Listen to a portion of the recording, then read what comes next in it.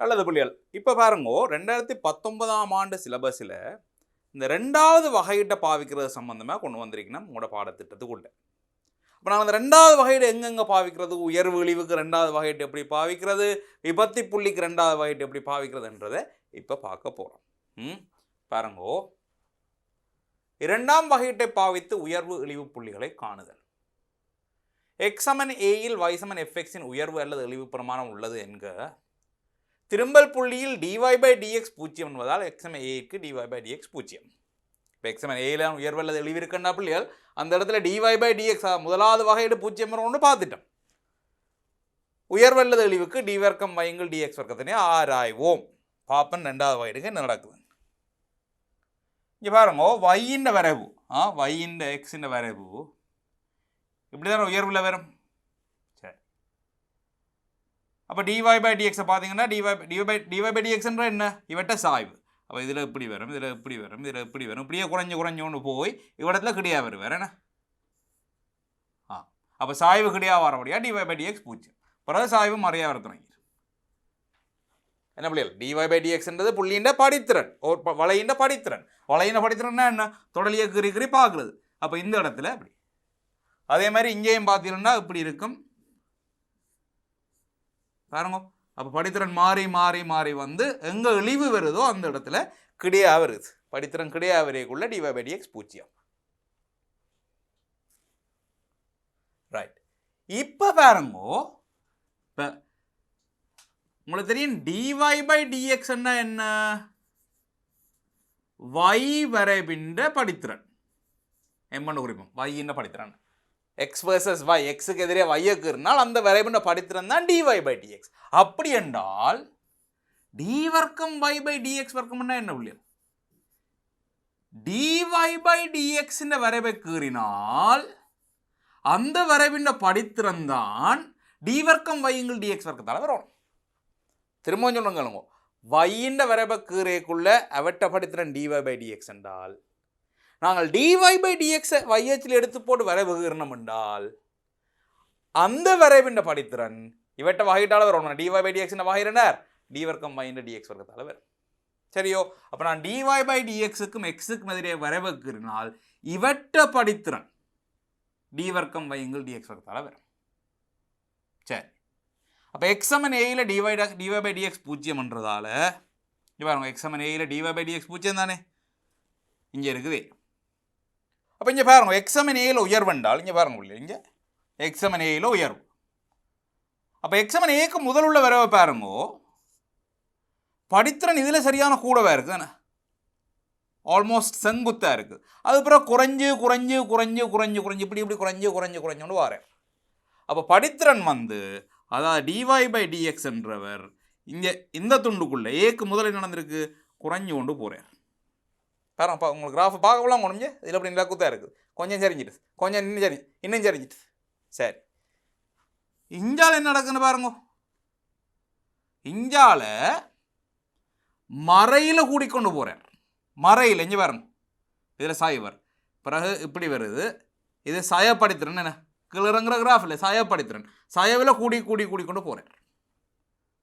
அப்போ நாங்கள் இவற்றை dy/dx ஆராய்ஞ்சம் என்றால்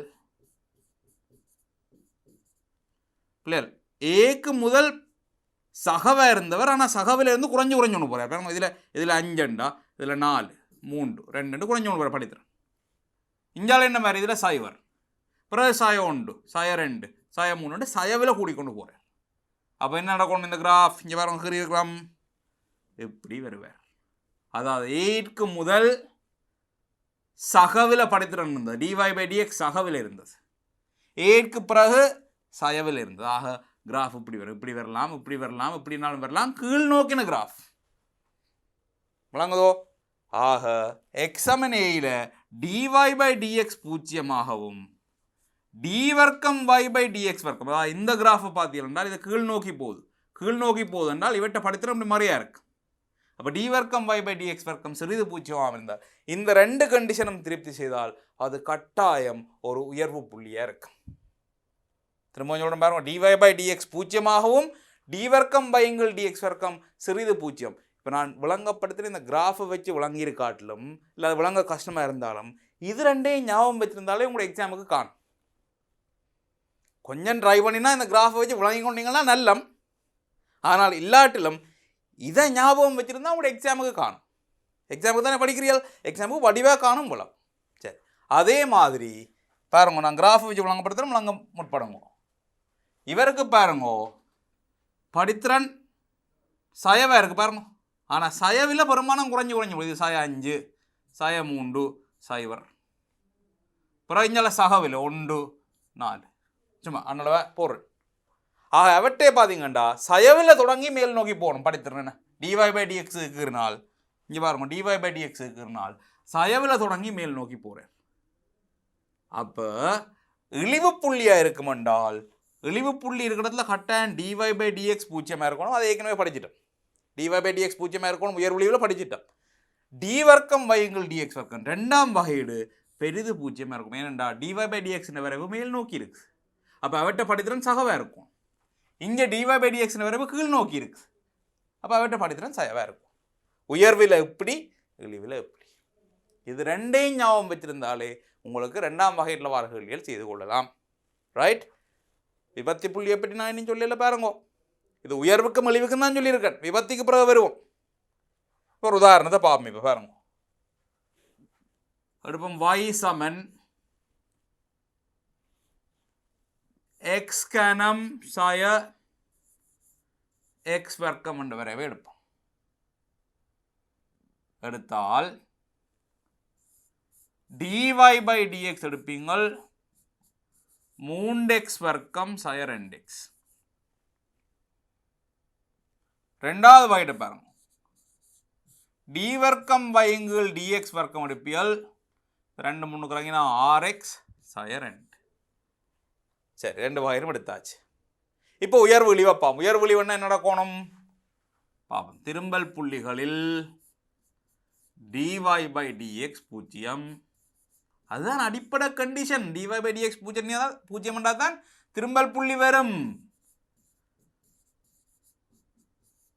எக்ஸை பொது எடுத்தால் 3x ஆய 2 பூஜ்ஜியம். ஆக எக்ஸ் சமன் பூஜ்ஜியம் அல்லது எக்ஸ் சமன் 2/3. இப்போ இந்த எக்ஸ் சமன் பூஜ்ஜியத்தை கொண்டு வந்து டி வர்க்கம் வையுங்கள் dx வர்க்கத்தில் போட்டு பார்ப்போம். அவர் நேர வாரோ மறையா வாரோ பாருங்கோ.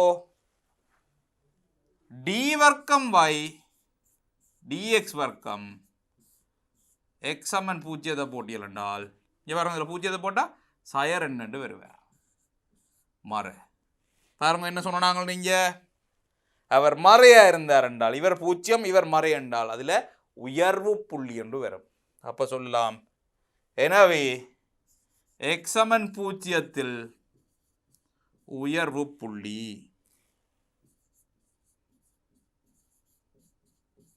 உயர்வு புள்ளி. அதே மாதிரி டி வர்க்கம் வையுங்கள் dx வர்க்கத்தை அடுத்த புள்ளியில் பாருங்க, 2/3 பாருங்க. இங்கே போட்டு பாருங்க, 2/3 போட்டால் 6 2/3 சாய 2. இது எப்படின்னா 2 4 4 2 2. பெரிது பூஜ்ஜியமோ இல்லையோ? பெரிது பூஜ்ஜியம். பாருங்க என்ன சொன்னாங்கன்னு, முதல் dy/dx பூஜ்ஜியமாகவும் ரெண்டாம் வகையீடு பெரிது பூஜ்ஜியமாகவும் இருந்தால் அவடத்தில் என்ன இழிவு பெறுமதி. இவ்வளவு தெரிஞ்சாலே உங்களுடைய எக்ஸாமுக்கு காணும். பாருங்க, பெருசாக குத்தி முறிய தேவையில்லை, கஷ்டப்பட தேவையில்லை. எக்ஸ் சமன் 2/3 இழிவு. ஆனால் கேள்வியை கவனிக்கணும். பெரும்பாலான கேள்வியில் கேட்பினம் முதலாவது வகையீட்டை மட்டும் வைத்துக்கொண்டு உயர்வு புள்ளி இழிவு புள்ளி காங்கன்னு சொல்லிக்குள்ள பெரிய அறிவாளி மாதிரி எப்படி செய்வீங்களா இருந்தால் உங்களுக்கு மார்க்ஸ் வராது. மார்க்ஸ் வராது. எப்படி? முதலாவது வகையீட்டை மட்டும் வைத்துக்கொண்டு திரும்ப புள்ளிகளை காண்க, நிலையான புள்ளிகளை காண்க என்றால் இதுக்கு மார்க்ஸ் இல்லை. அப்போ கணக்கை வாசித்து அப்படி கேட்டிருக்காட்டி இதை பாவிக்கலாம். அப்படி கேட்டிருந்தா என்ன செய்ய, நாங்கள் வளமையாக செய்கிற மாதிரி செய்வோம். என்ன dy/dx x 3x ஆய 2 பூஜ்ஜியம் 2/3. பூஜ்ஜியத்தோட சின்ன ஒன்று போட்டோம்னா சாயவோ போட்டோம்னால் இவரின் சாய இவரின் சாய சக, இவருக்கும் இவருக்கும் இடையில் ஒன்று போட்டால் இவர் சக இவர் சாய இவரோட பெருசாக போட்டால் சக, இவரின் சக இவரின் சக. அப்போ என்ன நடக்கும் இதில் இப்படி. அப்போ இதில் உயர்வு, இதில் இழிவு. இதுதான் நாங்கள் வளமையாக செய்கிற மெத்தட். ரெண்டாவது வகையிடும் பாவிக்கோணும் என்றால் பாவிச்சு இப்படி காட்டலாம். பாருங்க, எக்ஸமன் சைவரில் உயர்வு புள்ளி இப்படியும் எடுக்கலாம், அப்படியும் எடுக்கலாம். எக்ஸமன் 2/3 இழிவு புள்ளி இப்படியும் எடுக்கலாம், அப்படியும் எடுக்கலாம். இதுதான் ரெண்டாவது வகையிட்ட பாவிச்சு உயர்வு புள்ளி இழிவு புள்ளி காண்றது. இப்போ விபத்தியை விளங்கிக் கொள்வோம். விபத்தியை இப்போ நான் உயர்வு இழிவு தான் ரெண்டாவது வகையிட்ட வச்சுன்னு பார்த்துனாங்க. விபத்தியை பார்க்கறதுக்கு என்ன செய்யணும்னு பார்ப்போம். இந்த விபத்தியை பார்க்கறதுக்கு வலையின் குவிவு என்ற விஷயத்துக்கு வரம்பில்லை. குவிவு ரெண்டா மேற்குவிவு கீழ்குவிவுன்னு சொல்லி 2 வகையான குவிவு சொல்லினோம். ஏபி வீச்சுள்ள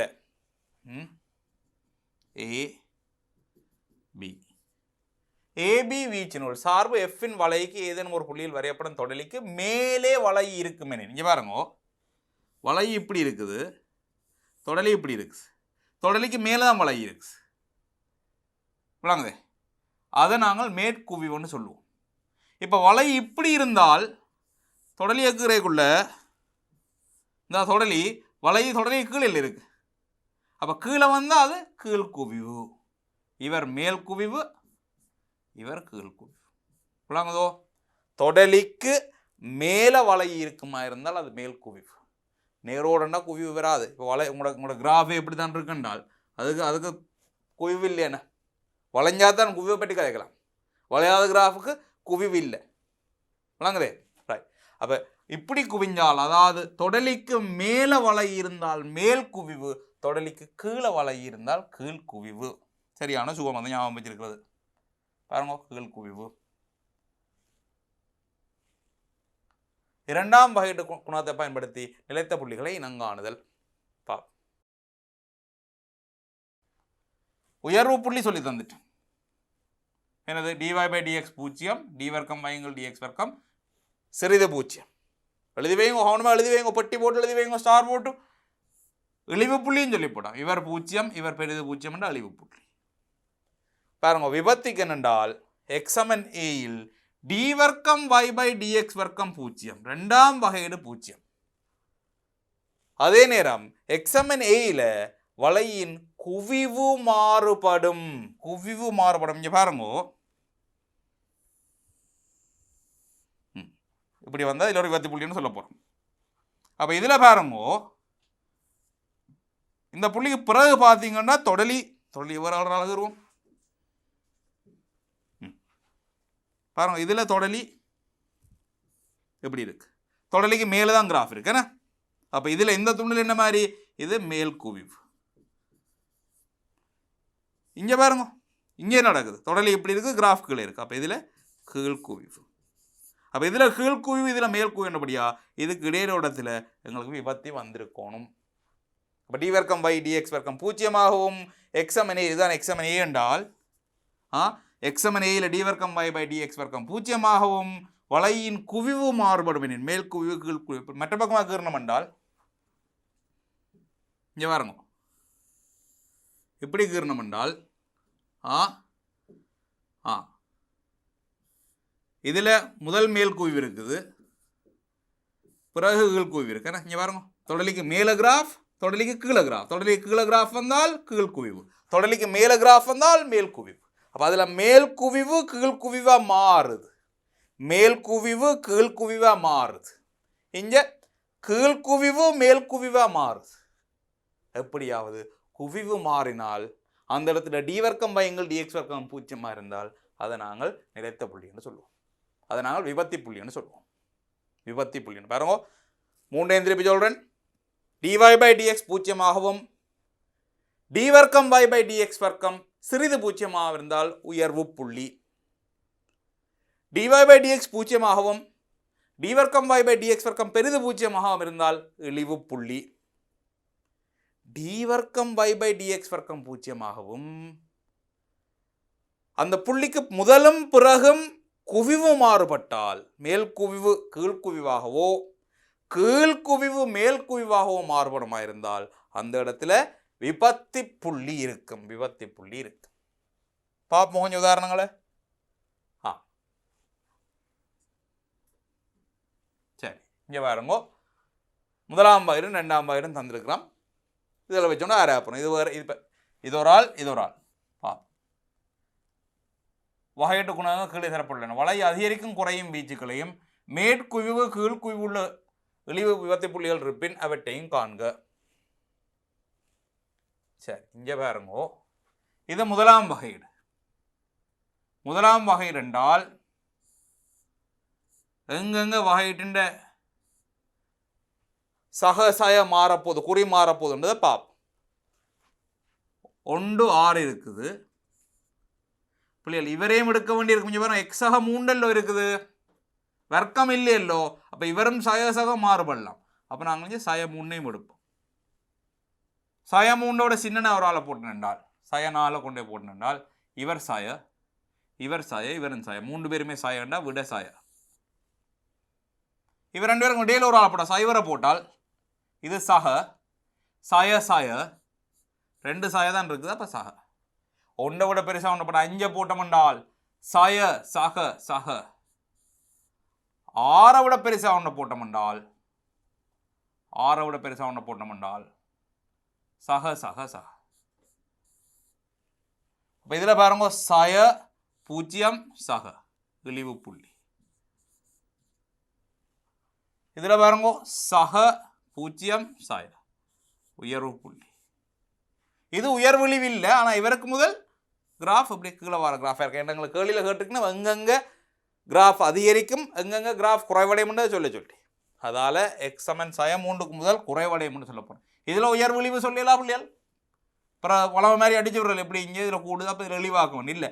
எக்ஸ் சமன் சய 3ல் y' 0 எக்ஸ் சமன் சய 3ல் y' 0 இல்லையல்லோ, அப்போ அதில் உயர்விழிவு வரையலாது. அது எங்களுக்கு ஒரு அணுகோடு வரப்போகுது. அதில் அணுகோடு, அணுகோட்டுக்கு முதல் கிராஃப் கீழே போகிற கிராஃப், அணுகோட்டுக்கு பிறகு மேலே வந்து ஒரு உயர்வு வந்து ஒரு இழிவு வாங்க. சரி, y டபுள் டேஷை பார்ப்போம். y டபுள் டேஷை பார்த்தீங்களென்றால் அவற்றை குறி எங்கெங்க மாறப்போகுது, சய 9 3. இவரை பற்றி கவலைப்படுறதுல இருக்கு, வர்க்கம் இருக்கு. அப்போ அவர் எப்போவுமே சகவாக இருந்து கொள்வார். இங்கே வர்க்கம் இல்லாததான் பிரச்சனை. இங்கே வர்க்கம் இல்லாதபடியே தான் நான் இருக்க வேண்டியது. சரி, சய 9 விட சின்ன நான் 1 போட்டேன் என்றால் சய 10 போட்டால் இவர் சய விட சக. சய 9 3க்கும் 2க்கும் இடையில 1 போட்டால் சைவரை போட்டோம் என்றால் சய சக சக சய. 3 விட பெருசாக போட்டோம் என்றால் சக. அப்போ பாருங்க, ஒருக்கா நாங்கள் அந்த குவிவு பார்த்த இடத்துல பார்ப்போம். மேல் குவிவு கீழ் குவிவை பார்ப்போம். இங்கே பாருங்க, இது மேல் குவிவெல்லோ. மேல் குவிவு இருக்கிற இடத்துல என்ன நடக்கும் என்றால் டி வர்க்கம் வையுங்கள் டிஎக்ஸ் வர்க்கம் பெரிது பூஜ்ஜியமாக இருக்கும், சகவாக இருக்கும். டி வர்க்கம் வையுங்கள் டிஎக்ஸ் வர்க்கம் பெரிது பூஜ்ஜியமாக இருக்கும் மேல் குவிவுண்டா. என்ன பாருங்க, படித்திறன் கூடி கூடி கொண்டு போகுது. அப்போ படித்திறனுக்குற கிராஃப் வந்து எஃப் டேஷ்ன்ற கிராஃப் மேல் நோக்கி இருக்கு. எப்படியோ மேல் நோக்கி இருக்கும், வளைவாயோ நேராயோ அப்படியோ மேல் நோக்கி இருக்கும். அப்போ இவட்ட படித்திறன் டி வர்க்கம் வையுங்கள் டிஎக்ஸ் வர்க்கம் பெரிது பூஜ்ஜியமாக இருக்கும். சரிதானே? அதே மாதிரி இதில் வந்து பார்த்தீர்கள் இவட்ட வகையீடு டி வர்க்கம் வையுங்கள் டிஎக்ஸ் வர்க்கம் சிறிது பூஜ்ஜியமாக இருக்கும். ஏன்னா படித்திறன் குறைஞ்சு கொண்டு போகுது பாருங்க. இப்போ படித்திறனுக்கு இருக்கிற படித்திறன் கீழ் நோக்கி வரும். வாங்களே, எஃப் டேஷ் எக்ஸ் கீழ் நோக்கி வரும். கீழ் நோக்கி வரேன்னா இவட்ட படித்திறன் சயவாக இருக்கும். விளங்குதே? ஆக டி வர்க்கம் வையுங்கள் டிஎக்ஸ் வர்க்கம் 2ஆம் வகையீடு சகவா இருந்தால் மேல் குவிவு, சயவா இருந்தால் கீழ் குவிவு. மேல் குவிவு கீழ் குவிவு மேல் குவிவு. அப்போ எக்ஸ் சமன் சய 9ல் இவர் 0 ஆகிறார், y டபுள் டேஷ் பாருங்க இந்த இடத்துல y டபுள் டேஷ் 0 ஆகிறார், மேல் குவிவு கீழ் குவிவாக மாறுது. அதால் இவரில் ஒரு விபத்து புள்ளி இருக்கும். அதே மாதிரி எக்ஸ் சமன் 3லையும் y டபுள் டேஷ் 0 ஆகிறார். அதான் நிபந்தனை சொன்னாங்க. நீங்கள் பாருங்க எங்க நிபந்தனை, 2ஆம் வகையீடு 0 ஆகவும் குவிவு மாறுபடும் எனின் அதில் விபத்தி. 2ஆம் வகையீடு 0, 3 போட்டால் இவர் 0, குவிவு கீழிலிருந்து மேலே மாறுது, அதுலேயும் ஒரு விபத்தி புள்ளி. அப்போ சய 9லேயும் 3லேயும் விபத்தி புள்ளி இருக்கும். விளங்குதோ? 2ஆம் வகையிட்ட வச்சுக்கொண்டு என்ன மாதிரி விபத்தி புள்ளி எடுக்கணும்னு பார்த்தீங்களோ? ரைட். அடுத்தது இவரை பார்ப்போம். சய 4 சய 1 8. ஏன் சய 4 எடுக்கணும்னு விளங்குதானே பிள்ளைகள்? அவள் எங்கெங்கே அதிகரிக்கும் எங்கெங்கே குறைவடையும்னு தான் கேட்கணும். அப்போ இங்கே நான் அதிகரிக்கும் வீச்சு எழுது இல்லை பாருங்க. அதிகரிக்கும் வீச்சு எங்கெங்கே அதிகரிக்குது சொல்லுங்க பாப்போம். சய 3க்கும் 1க்கும் இடையில் அதிகரிக்குது. பிறகு 6 விட கூடண்டா அதிகரிக்குது. குறைவடையும் வீச்சு எங்கெங்க குறைவடையும் பாருங்கோ. எக்ஸ் சய 3 விட சின்ன இருந்தால் குறைவடையும். 1க்கும் 6க்கும் இடையில் குறைவடையும். இதுதான் அதிகரிக்கும் வீச்சு, இதுதான் குறைவடையும் வீச்சு. எழுதணும். அதிகரிக்கும் வீச்சு குறைவடையும் வீச்சை காண்கண்டா அப்படி எழுதணும். உயர்வு புள்ளி இழிவு புள்ளி இப்படி காணணும். அது விபத்தி புள்ளி. 2ஆம் வகையிட்ட வச்சுக்கணும் விபத்தி புள்ளி காணண்டா அப்படி செய்யும். சரி, இங்கே சய 4 சய 4 சய 5 போட்டுனால் இவர் சாய இவர் சாய இவர் சாய 3 சாய கண்டபடியே சாய. இவர் 2 இருக்க முடியல. இப்போ சய 2 போட்டுனண்டா இவர் சாய இவரின் சாய இவர் சாக 2 சாய கண்டபடியா விட சாக. சைவரை போட்டோம்னால் சய சக சக சாய. 8 விட பெருசாக ஒன்றை போட்டோம்னால் 3 பேரும் சக சக. குறையுது.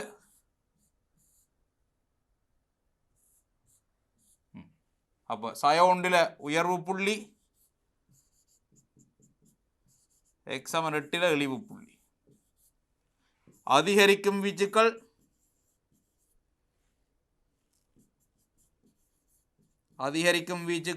எங்கெங்க சய 4க்கும் சய 1க்கும் இடையில் அதிகரிக்குது. பிறகு x 8 விட கூட அதிகரிக்குது. குறைவடையும் வீச்சுக்கள் சய 4 விட சின்ன இருந்தால் x குறைவடையுது. சய 1க்கும் 8க்கும் இடையில குறைவடையுது.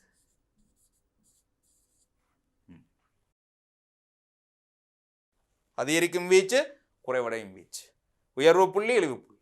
இவரை பாப்பினி 2ஐயும் சய 10ஐயும் எடுத்தா சரி. சய 10 விட சின்ன போட்டால் இவரின் சாய விட சகவா இருக்கும். சகண்டா மேல் குவிவு. 2 கூட சைவரை போட்டால் சய சக சய கீழ் குவிவு. 2 விட பெரிய இலக்கம் ஒன்று பிரதியிட்டம் என்றால் சக மேல் குவிவு. ஆக எக்ஸமன் சய 10 எக்ஸமன் 2 விபத்தி புள்ளிகள் இருக்கும். ஏன்? டி வர்க்கம் வயங்கள் டிஎக்ஸ் வர்க்கம் 0, 2ஆம் வகையீடு 0, அது நேரம் குவிவு மாறுபடுது. அடுத்தது 2019ஆம் ஆண்டு வந்து கேள்வி ஒன்று பார்க்க போகிறோம். பாருங்கோ. எக்ஸ் சமநிலை 3ற்கு எஃப்எக்ஸ் சமன் இது என கொள்வோம். எஃப் டேஷ் எக்ஸ் ஆனது இதாக தரப்படுதுன்னு காட்டு. வகை 2 அதை செய்து போட்டு நிற்போம். 9x வர்க்கம் சாய 4x சாய 1 9x வர்க்கம் சாய 4x சாய 1 கீழே x சாய 3 கனம்.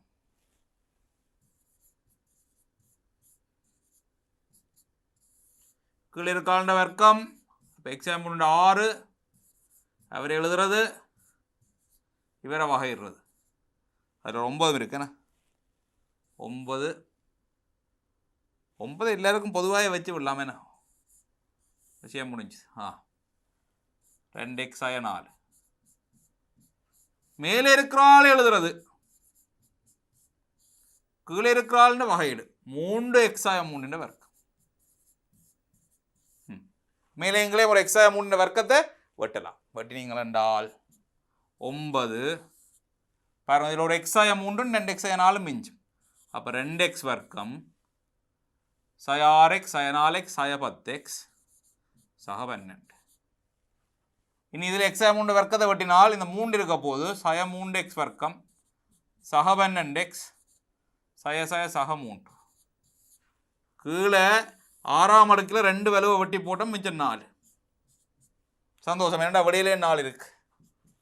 2x வர்க்கம் 3x வர்க்கம் சாயவையும் வெளியில் எடுத்து விட்டோம் என்றால் எக்ஸ் வர்க்கம். சாய 10x சக 12x சக 2x. ஆனால் சாய வெளியில் எடுத்தபடியா சாய 2x. சக 12 சக 3 சக 15 சாய 15 எழுதுவோம் என்ற சாய வழியில். சாய 9 x சக 3 x சாய 5 x சாய 3 என்ன 4ஆம். இப்படியே பாருங்கோ.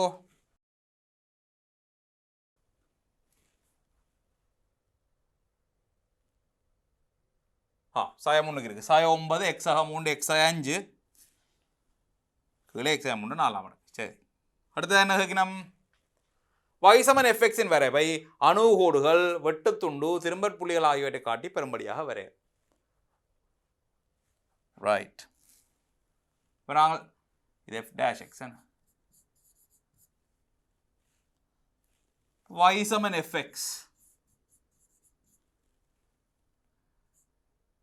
நிலத்த புள்ளிகளில் dy by dx 0. dy by dx 0 என்றால் பிள்ளைகள் ஏராளமான கிராஃப்க்கு ரிப்போர்ட்டம் பெரிய கஷ்டம் இருக்கக்கூடாது. இப்போ சாய 9 x சக 3 x சாய 5 x சாய 3 4ஆம் அடுக்கு 0. அப்போ x சமன் சாய 3 அல்லது x சமன் 5. சாய 3 5. சாய 3ஓட சின்னனா ஒன்று போட்டோம்னா பாருங்க, இதில் ஒரு சாய இருக்குது ஏற்கனவே. இப்போ சாய 5 போட்டால் இவரன் சாய 3 சாய சாயவா. சைவரை போட்டோம்னால் இவர் சக சாய சாய சக. 5 விட பெருசாக ஒன்று போட்டோம்னா சக சக முன்னுக்கு ஒரு சாய சாய.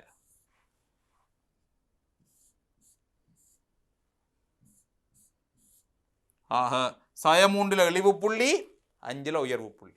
எக்ஸ் சமன் சாய 3 கொண்டு போட்டு பார்ப்போம். y சமன் fxல் 9 x வர்க்கம் சாய 4x சாய 1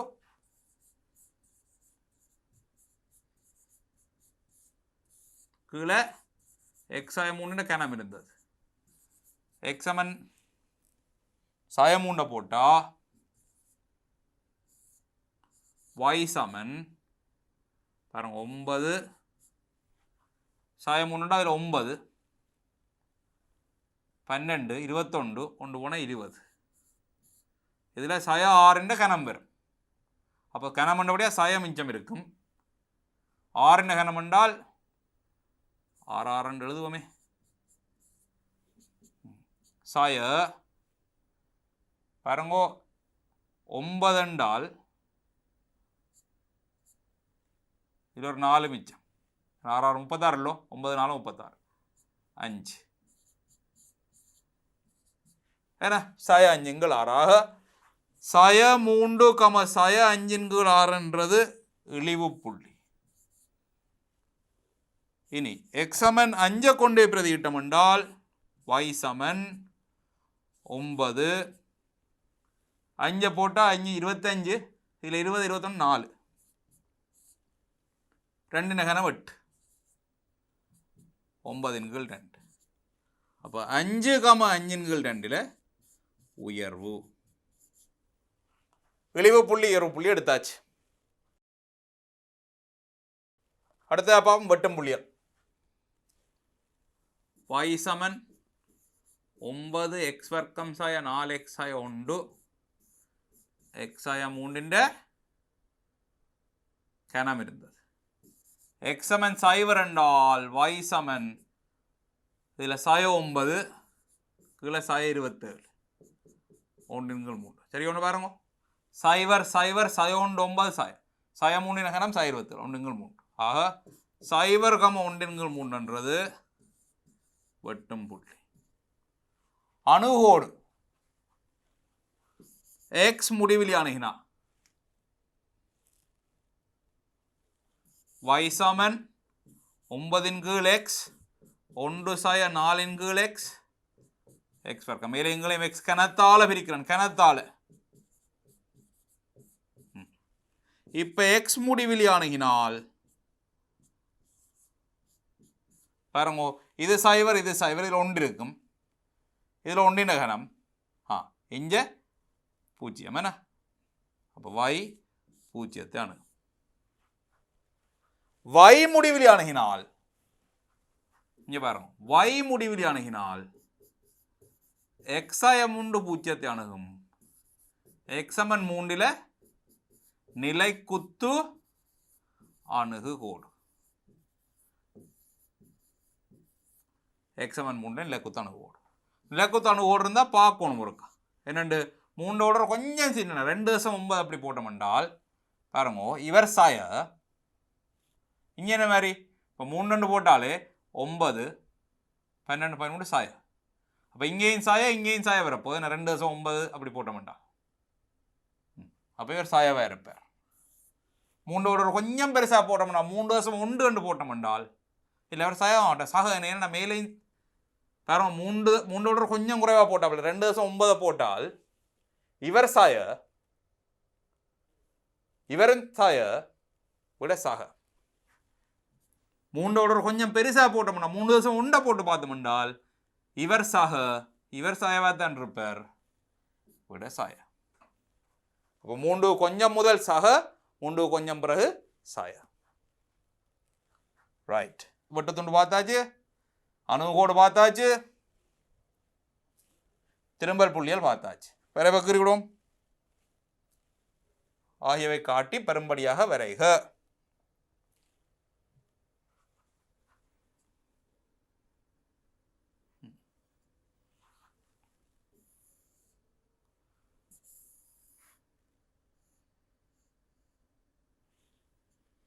x அச்சு y அச்சு. x(3)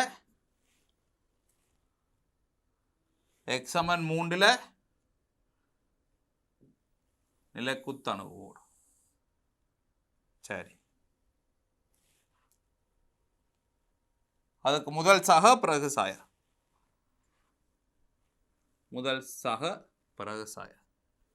சரி, திருமல் புள்ளியில பாருங்க. 5 5 உயர்வாம். இது 3 5 5 2 இப்படி.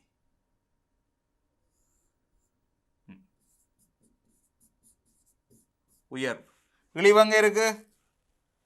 3 5 6 இழிவு. 3 5 6.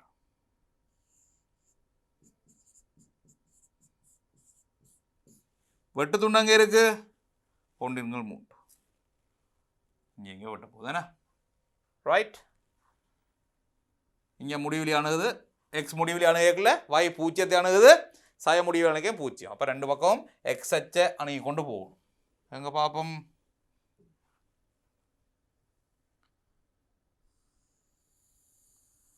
இப்படி வருவார், அங்க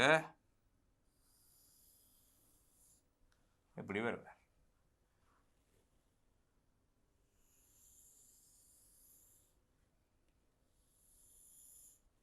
சரிதானே? பாருங்க, பூஜ்ஜியத்தானது 2 பக்கம், இழிவு உயர்வு வெட்டு துண்டு அணுகோடு. சரிதானே? ஏராளமான கிராஃப்க்கு ரிப்போர்ட்டும் இதோட கஷ்டமும் இருக்காது. அடுத்தது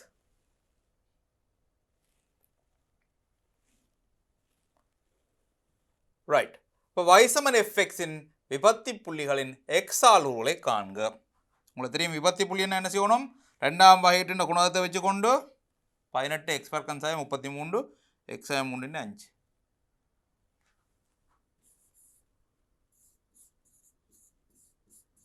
ஆ 18 x வர்க்கம் சாயம் 33 x சாயம் 3 5. இவரை காரணிப்படுத்தி விடுவோம். x சாய வர்க்கமூலம் 33 x சக வர்க்கமூலம் 33 காரணிப்படுத்தி விடுவோம். x சாயம் 3 5. இப்போ பாருங்க, எங்கெங்க டி பாருங்க. இப்போ உங்களுக்கு தெரியும் விபத்தி புள்ளியில் டி வர்க்கம் y கீழ் dx வர்க்கம் 0 என்றால் x சமன் வர்க்கமூலம் 33 இருக்கலாம், இல்லாட்டி x சமன் சய வர்க்கமூலம் 33 இருக்கலாம். ரைட்? இனி ரெண்டு இடத்துலையும் பார்க்கணும், உங்களுக்கு குவிவு மாறுதோன். பாருங்க, சய வர்க்கமூலம் 33 ഇതിൽ 5 എടുക്കக்கூடிய പോലെ ഇതേം എടുக்க വേണ്ടിയിരിക്കും. അതും സഹ മാറലാമല്ലേ. சக வர்க்கமூலம் 33. இப்போ பாருங்க, சய வர்க்கமூலம் 33 சின்ன ஒன்றை போட்டிருந்தால் இவர் சாய இவரன் சாய இவர் 5 எடுக்க முடியாது, இவரன் சாய சாய சாய சாய எல்லாம் சாயா என்று வரும்.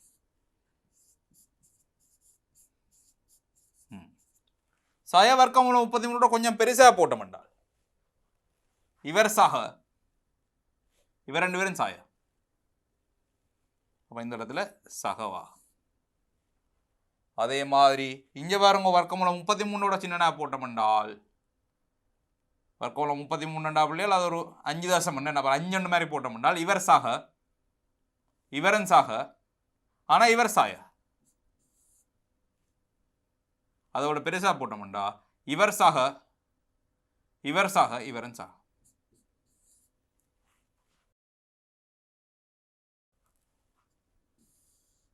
அப்ப என்ன சொல்லலாம்? இது கீழ் குவிவு, இது மேல் குவிவு, கீழ் குவிவு மேல் குவிவு. சரிதானே? ரைட். ஆக எக்ஸ் சமன் சய வர்க்கமூலம் 33 எக்ஸ் சமன் சக வர்க்கமூலம் 33 எனும் புள்ளிகளில் விபத்தி புள்ளி உண்டு. விபத்தி புள்ளி உண்டு. எக்ஸ் சமன் 3 இல்லை, இதில் சக அங்கால சயன்னு சொல்லி போட்டு இதில் போடுறது இல்லை. எக்ஸ் சமன் 3 டி வர்க்கம் பைங்கள் டிஎக்ஸ் வர்க்கம் 0 வந்ததோ இல்லையல்லோ, இதிலான 0 வந்தது, இதிலான 0 வந்தது. அப்போ அது ரெண்டையும் தான் ஆராயும். நான் அந்த குறி மாறுமன்றதுக்காண்டி தான் 3 எடுத்துறேன், ஒரு பிரச்சனையும் இல்லை. சரிதானே? அப்போ இதில் டி வர்க்கம் பைங்கள் டிஎக்ஸ் வர்க்கம் 2ஆம் வகையீடு 0, முன்னுக்கும் பின்னுக்கும் அதன் குறி மாறுது. இங்கேயும் 2ஆம் வகையீடு 0, முன்னுக்கும் பின்னுக்கும் குறி மாறுது. அதால் அதில் விபத்தி புள்ளி இருக்கு. அப்படியே இது 2019ஆம் ஆண்டு புதிய பேப்பரில் வந்த ஒரு கேள்வி. இன்னொன்று பார்ப்போம். 2020ஆம் ஆண்டு புதிய சிலபஸில் வந்த கேள்வியை பார்ப்போம். என்ன கொள்வோம்? எஃப் டேஷ் எக்ஸ் சமன் இது என காட்டு. எக்ஸ் 2x ஆய 3 எக்ஸ் ஆய 3 வர்க்கம். எஃப்எக்ஸ் எக்ஸ் 2x ஆய 3 எக்ஸ் ஆய 3 வர்க்கம். அப்போ எஃப் டேஷ் எக்ஸ் எழுதலாம். எக்ஸ் ஆய 3 4ஆம் அடுக்கு எக்ஸ் ஆய 3 வர்க்கம். 2x வர்க்கத்தை வகையிட்டா 4x, 3x வகையிட்டா 3 சாய எக்ஸ் 2x ஆய 3 வச்சுக்கொண்டு இவரை வகையிட்டால் 2x ஆய 3. அப்போ ஒரு எக்ஸ் ஆய 3 மேலே எங்களையும் வெட்டுவோம். வெட்டினா கீழே வரும் எக்ஸ் ஆய 3 3ஆம் அடுக்கு. இனி ஒரு எக்ஸ் ஆய 3 4x ஆய 3 இருக்க போதும். 4x வர்க்கம், இதில் சாய 12x சாய 3x சாய 15x சக 9 சாய இந்த எக்ஸ் ஆய 3 வெட்டியாச்சு தானே. 2x இருக்குது, 4x வர்க்கம் சக 6x. 4x வர்க்கம் 4x வர்க்கம் விட்டுப்பட்டால் இப்படியே பாருங்க இந்த மாதிரி இருக்கு. 9 இருக்குது, சாய 9x வரும். 9 பொது எடுத்து விட்டோம்னால் 1 சாய எக்ஸ் எக்ஸ் ஆய 3 வர்க்கம். சரிதானே? ரைட். இதிலிருந்து எஃப்எக்ஸ் அதிகரிக்கின்ற ஆயுடையும் எஃப்எக்ஸ் குறைகின்ற ஆயுடுகளையும் காண்க. மேலும் எஃப்எக்ஸின் திரும்பற் புள்ளியின் அளவுகளையும் காண்க. இப்போ இன்னும் வரவை பற்றி கேட்கல, பாதி பாதியாக கேட்கணும். அதிகரிக்கின்றது குறைகின்ற ஆயுடுகளையும் எஃப்எக்ஸின் திரும்பற் புள்ளியும் அளவுகளையும் காண்க. குறைகின்ற ஆயுடுகளையும் திரும்பற் புள்ளியின் அளவுகளையும் காண்க. என்ன பாருங்க, எஃப் டேஷ் எக்ஸ் 1 சாய எக்ஸின் கீழ் 9 1 சாய எக்ஸின் கீழ் எக்ஸ் ஆய 3 கேனம் என்ன இதில் x-3 கனம். 1 3 மடக்க வேண்டி இருக்க பிள்ளைகள் என்றால் 3லையும் குறி மாறுது. 1 விட சின்னனா பார்த்தோம் என்றால் 0 போட்டோம்னா இது சாய இல்லை இது சக, இது சாய விட சாய. 2 கொண்டு பிரதியிட்டோம் என்றால் இது சாய, இதுவும் சாய சக. 4 பிரதியிட்டம் என்றால் இவர் சக, அவர் சாய விட சாய. ஆக நாங்கள் சொல்லலாம் எக்ஸ் சிறிது ஒன்றில் அதிகரிக்கும் குறைவடையும். என்ன எக்ஸ் சிறிது ஒன்றிலையும் எக்ஸ் பெரிது 3லையும் குறைவடையும்.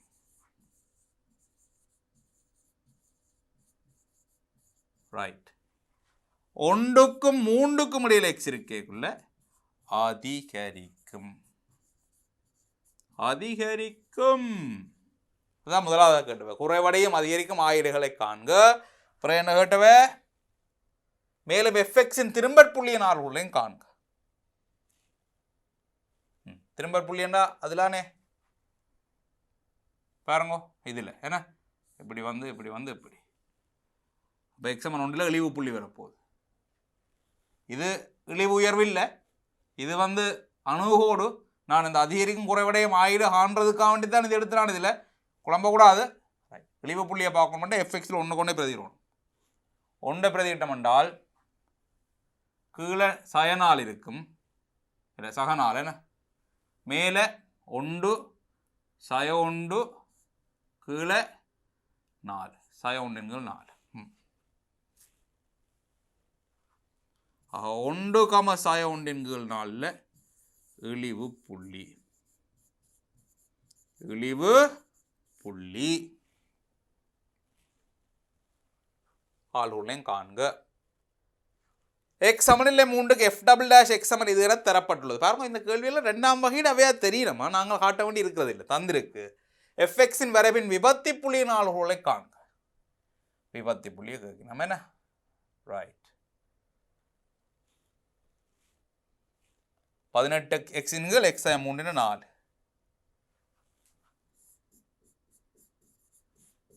18 எக்ஸின்கள் எக்ஸ் 3 4.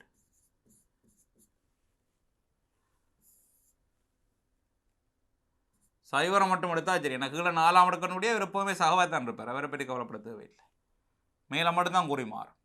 இதோட சின்ன எடுத்தா சாய சக. பாருங்க எக்ஸாமன் 3ல் எஃப் டபுள் டேஷ் எக்ஸ் வந்து 2ஆம் வகையீடு இப்படி எழுதுவோம். விபத்தி புள்ளியில் எஃப் டபுள் டேஷ் எக்ஸ் 0 அப்படி என்றால் எக்ஸ் சமன் 0. அதெல்லாம் எக்ஸ் சமன் 0 ஆராயிரும். எக்ஸ் சமன் 0க்கு முதல் இவர் சயவாக இருக்கிறார், பிறகு இவர் சகவாக இருக்கிறார். இது கீழ் குவிவு, இது மேல் குவிவு எழுதணும். கீழ் குவிவு மேல் குவிவு, குவிவு மாறுது என்றதை காட்டணும். சரி, எனவே எக்ஸ் சமன் 0ல் விபத்தி புள்ளி. ரைட்.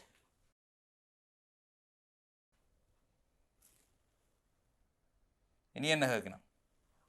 y சமன் எஃப்எக்ஸின் வரைவை அணுகோடுகள் திரும்பற் புள்ளி விபத்தி புள்ளி ஆகியவற்றை காட்டி பெறும்படியாக வரைவர். சரி, எக்ஸ் சமன் 0 என்றால் நாங்கள் அதில் ஆளூரோட கோணம் என்ன? 0 கொண்டு போட்டு பாருங்க. இதில் 0 போட்டால் இது சைவரானே, அப்போ சைவர் ஆயிரும். 0, 0 விபத்தி புள்ளி. அணுகோட்டை மட்டும் பார்த்தோம்டா சரி.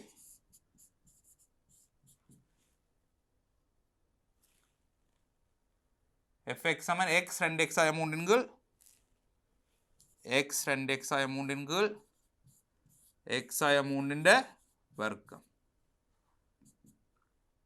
x வர்க்கத்தால் பிரிச்சம் என்றால் 2 சாய 3 x 1 சாய 3 x என்ற வர்க்கம். ஆக x முடிவில் அணுகினால்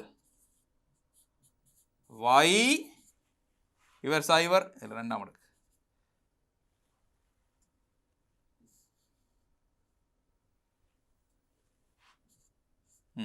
இவர் சைவர் ரெண்டுங்கள் உண்டு. அப்போ y 2 அணுகும். y முடிவில் அணுகினால் x இங்கே பாருங்க y முடிவில் அணுகினால் x ஆய 3 பூஜ்ஜியத்தை அணுகும். x 3 அணுகும். x 3 அணுகுதுன்னா இவருக்கு 6000. 3 கொஞ்சம் சின்னதாக போட்டோம்ண்டால் 2.9 போட்டோம்ண்டால் மேலே சக கீழையும் சக வர்க்கம் தானே இருக்கு சக. 3 கொஞ்சம் பெருசாக போட்டால் 3.1 போட்டோம்ண்டாலும் சக சக சக. ரைட் வரவுக்குறலாம்.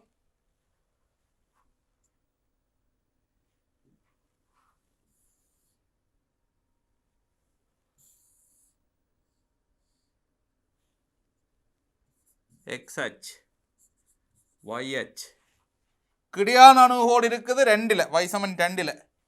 கிடையான அணுகோடு y சமன் 2ல். ரைட். நிலக்குத்து அணுகோடு இருக்குது x சமன் 3ல்.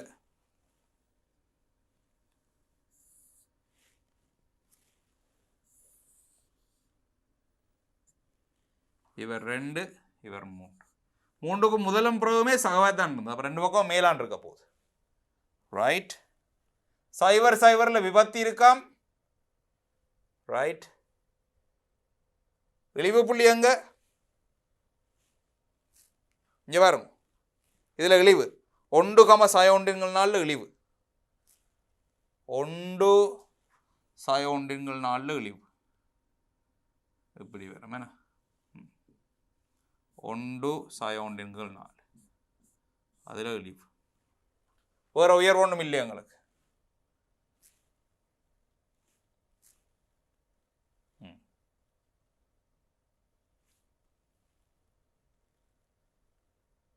சரி கீறி விடுவோம்.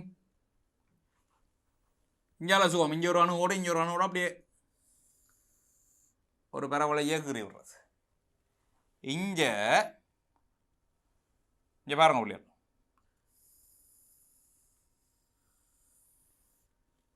இப்படி வர போகிறேன். அப்போ இங்கே என்ன நடக்குன்னு பார்த்தீங்கன்னா இந்த பூஜ்ஜியம் பாரத்தை நடக்கும்னு பாருங்க. வலை இப்படி வந்து இப்படி வாரார். இங்கே பாருங்க அது வரைக்கும் இப்படி வாரார். பிறகு உன்னோட திருப்பி கீறேன் பாருங்க.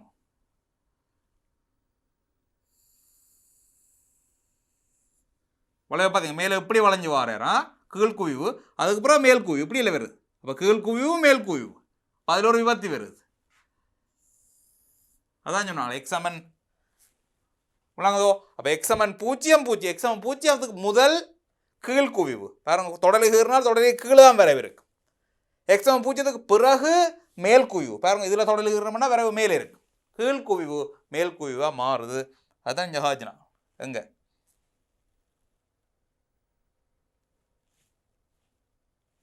ரெண்டாம் வகைரங்க எடுத்துனாங்க. கீழ் குவிவு மேல் குவிவாக மாறுது. அதால் அந்த இடத்த நாங்கள் விபத்தி புள்ளி, அதுதான் பிள்ளைகள் விபத்தி புள்ளிக்கு சரியான வர விளக்கணும். நாங்கள் அதுக்கு முதல் வந்து dy/dx பூஜ்ஜியமாக வச்சுக்கொண்டு அது விபத்தி புள்ளியில் ஒரு பகுதி. விபத்தி புள்ளி என்ற செட்டில் அது ஒரு சின்ன சப்செட். விபத்தி புள்ளிக்கு சரியான வர விளக்கணம் இதுதான். என்னது ரெண்டாம் வகையிட்ட வச்சுக்கொண்டு பார்க்கணும். எப்படி அந்த புள்ளியில் ரெண்டாம் வகையிட பூஜ்ஜியமாக இருக்கணும். அதுக்கு முதலும் பிறகும் குவிவு மாறுபடணும். குவிவு மாறுபடுது என்றால் ரெண்டாம் வகையிட்ட குறி மாறுபடணும். ரெண்டாத்தான் நாங்கள் அதை விபத்தி புள்ளின்னு சொல்லலாம். இதுதான் விபத்தி புள்ளிக்குரிய சரியான வரைவிலக்கணம். 2019 ஆண்டு சிலபஸ்லாம் பிள்ளைகள் அதை கொண்டாந்து போட்டிருக்கணும். அதுக்கு முதல் இருந்த 10-15 வருஷம் சிலபஸில் அது இருக்கே இல்லை. ஆக பழைய சிலபஸில் இருந்தது. பிறகு இடையில தூக்கினவ 2019 திரும்ப கொண்டு வந்து உங்களுக்கு தந்திருக்கணும். நல்ல விஷயம் படிங்க. சரிதானே? ரைட்.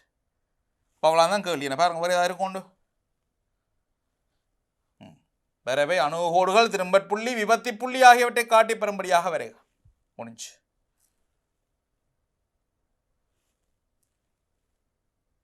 Right right. நாலாவது கேள்வியப்பா. எக்ஸ் சமன் இல்லை ஒன்றுக்கு எஃப்எக்ஸ் சமன் இது என்க. எஃப்எக்ஸின் வகையிட்டு பெறுமதி எஃப் டேஷ் எக்ஸ் ஆனது இது என காட்டுக. டக்குன்னு செய்யலாம். அதை எக்ஸின்கள் எக்ஸ் ஒன்றின் வர்க்கம் fx சமன் x-இன் கீழ் x ஆய ஒன்றின் வர்க்கம். f' x சமன் x ஆய ஒன்றின் 4 x ஆய ஒன்றின் வர்க்கத்தை வச்சுக்கொண்டு இவரை வகையிட்டா x அது ஒன்று தான் எக்ஸை வச்சுக்கொண்டு இவரை வகையிட்டால் 2 x ஆய ஒன்று. இப்போ பாருங்கோ x ஆய ஒன்றின் 4 இதில் x வர்க்கம் இதில் சய 2x வர்க்கம் சய x வர்க்கம் இதில் சய 2x இதில் சக 2x இல்லாமல் போடும் சக ஒன்று. இப்போ இவர் எழுதலாம் ஒன்று சய x ஒன்று சய x x ஆய ஒன்றின் 4 இவரை சய வழி எடுத்து விட்டோம்னா x ஆய ஒன்றா அப்போ ஒரு x ஆய ஒன்றை வெட்டலாம் சய வச்சுக்கொண்டு சய x ஆக ஒன்று கீழே x ஆய ஒன்றின் 3ஆம் அடுக்கு அதானே கேட்டவ. f டபுள் டேஷ் எக்ஸ் என்பது fx இன் 2ஆம் வகையீட்டு பிரதி எனின் இது என தரப்பட்டுள்ளது. அணுகோடுகள் திரும்பற் புள்ளி விபத்தி புள்ளி என்பவற்றை குறித்து y fx இன் வளையை வரைக. வளமையான வரைவு தான் பிள்ளைகள். ஒரே ஒரு விஷயம் விபத்தி புள்ளியை 2ஆம் வகையீட்டை வச்சுக்கொண்டு காண்றோம். வேற ஒரு வித்தியாசமும் இல்லை. ரைட். இப்போ பாருங்க இவர் எடுத்துட்டானே சரி y fx x இன் கீழ் x ஆய ஒன்றின் வர்க்கம் இருந்தது dy by dx அதை எடுத்திருந்த நாங்கள் சய x ஆக ஒன்றின் கீழ் x ஆய ஒன்றின் கணம்.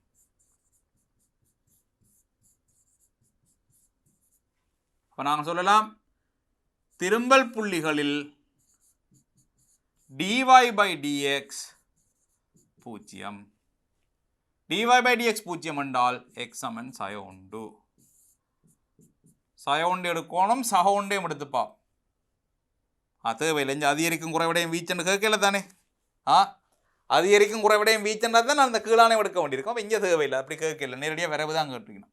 சய ஒன்றை விட சின்ன பிரதியிட்டம் என்றால் சய 2 போட்டால் இவர் சய இவரின் சய சய சய சய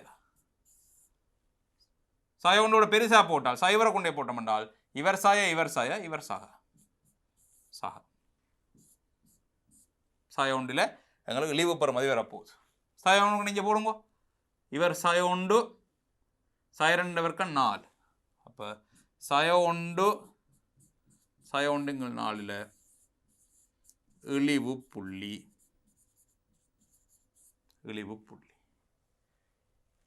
இனி விபத்தி புள்ளி எப்போ f double dash x d வர்க்கம் y இன் கீழ் dx வர்க்கம் தந்திரிக்கிறோம். என்ன தந்திரிக்கிறோம்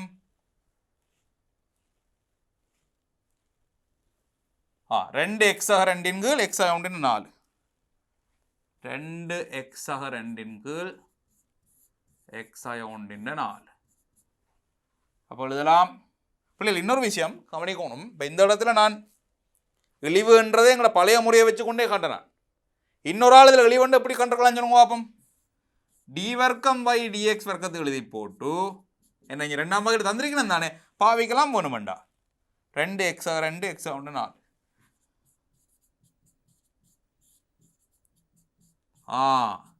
இதில் கொண்டு போய் எக்ஸுக்கு சய ஒன்றை பிரதியிட்டம் என்றால் சக சக அப்போ டி வர்க்கம் பை dx வர்க்கம் x சமன் சய ஒன்றில் பெரிது 0 எனவே இழிவு புள்ளி என்று எழுதலாம். சரிதான். 2ஆம் வகையிட்ட வச்சு ஒன்று காண்றது எப்படி dy by dx 0 டி வர்க்கம் பை எங்கள் dx வர்க்கம் பெரிது 0 என்றால் அது இழிவு புள்ளி. ரைட். ஒன்றில் அப்படி எழுதலாம் இல்லை இப்படி எழுதலாம் அது பிரச்சனை இல்லை. விபத்தி புள்ளிக்கு 2ஆம் வகை இருந்தால் இதுதான் ஒரே ஒரு முறை. விபத்தி புள்ளியில் டி வர்க்கம் y இன் கீழ் dx வர்க்கம் 0 x சமன் சய 2 விட சின்ன ஒன்றை பிரதியிட்டம் என்றால் கீழே கவலைப்படுத்தவில்லை 4ஆம் அடுக்கு சகவேத்தன் இருக்கும் சயம் உண்டை போட்டால் மேலே சய சக கீழ் குவிவு மேல் குவிவு. இப்போ குவிவு மாறுதல்லோ எழுதுவோமா கீழ் குவிவு மேல் குவிவு.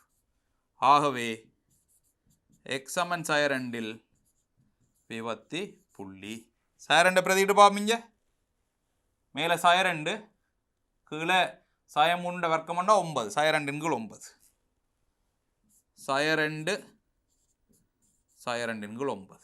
அதுதான் விபத்தி புள்ளியாக இருக்க போகுது. ரைட், விபத்தி புள்ளி கண்டாச்சு, திரும்பல் புள்ளிகள் கண்டாச்சு. இனி என்ன?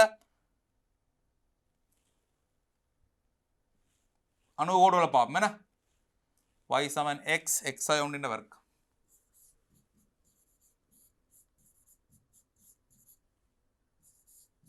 மேலே எங்களையும் x வர்க்கத்தால் பிரித்தால் 1 கீழ் x, 1 சாய 1 கீழ் x.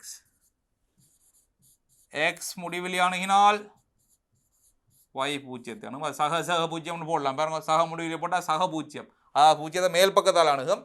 சய முடிவிலே போட்டால் சய பூஜ்ஜியம், பூஜ்ஜியத்தை கீழ் பக்கத்தால் அணுக போகுது.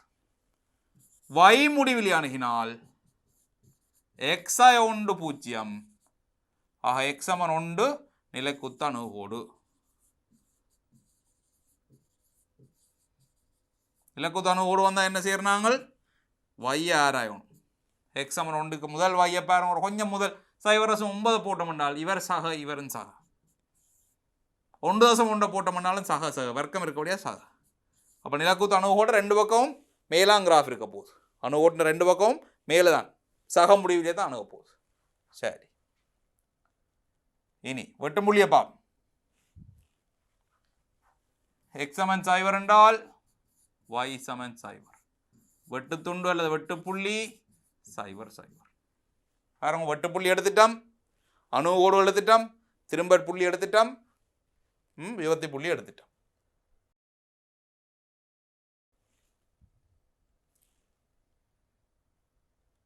இனி வர வைக்கிறோம்.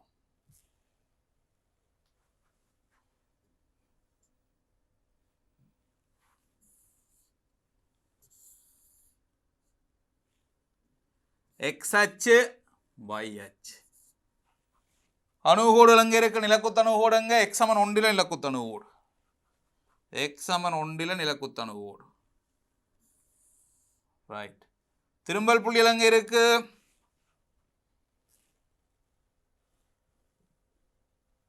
சய 2 விபத்தி புள்ளியாம்.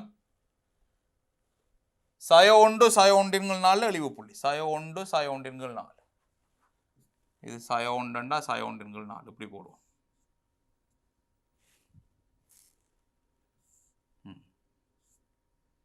சய 1 சய 1 அதில் அழிவு புள்ளி.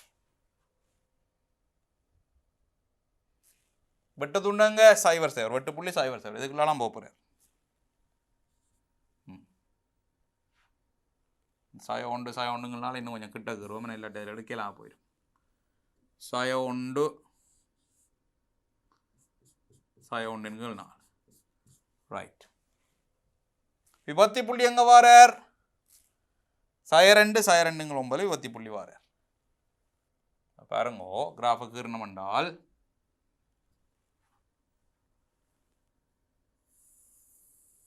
இப்படி வருவார்.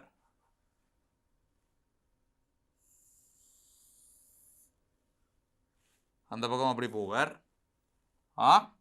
இங்கெல்லாம் பிள்ளையா பாருங்க, இதில் ஒரு விபத்தி வரணும். ஏனண்டா இங்கே பாருங்க. அப்போ இங்கே பாருங்க, இவ்விடத்தில் பார்த்தீங்கன்னா கீழ்குவிவாக இருக்குது, ஆனால் இவ்விடத்தில் பார்த்தீங்கன்னா மேல் குவிவாக இருக்குது. இங்கே பாருங்க, கீழ்குவிவு மேல் குவிவு. அப்போ இடையில ஒரு விபத்தி புள்ளி இருந்துக்கத்தானே வேணும். ரைட், அந்த விபத்தி புள்ளி எங்கே இருக்குது என்றால் இது ஒன்றல்லோ சய ஒன்றல்லோ விபத்தி புள்ளி இங்கே இருக்குதான். இந்த புள்ளி சய 2 சய 2 9. பாருங்க, இது சய 1 இது சய 2. இதையும் பார்க்கணும். இது 1 4 என்றால் 0.25. சய 2 9 என்றால் 0.22. அப்போ இவர் சின்னால் சரிதான், இவர் சின்ன கணக்காக வார புள்ளிகளை சரி பார்க்கணும். அப்புறம் எங்கே அப்பளை விட்டால் பிடிக்கலாம். பாருங்க, இழிவு இங்கே அணுகோடு ரெண்டு பக்கமுமே சகவில இருக்குது, உற்பத்திக்குள்ளால போகுது. அதே நேரம் இஞ்சோடத்த குவிவு மாறுது, கீழ்குவிவு மேல் குவிவாக மாறுது. பாருங்க, கீழ்குவிவு மேல் குவிவு உண்டு, கீழ்குவிவு மேல் குவிவாக மாறுது. சரிதானே?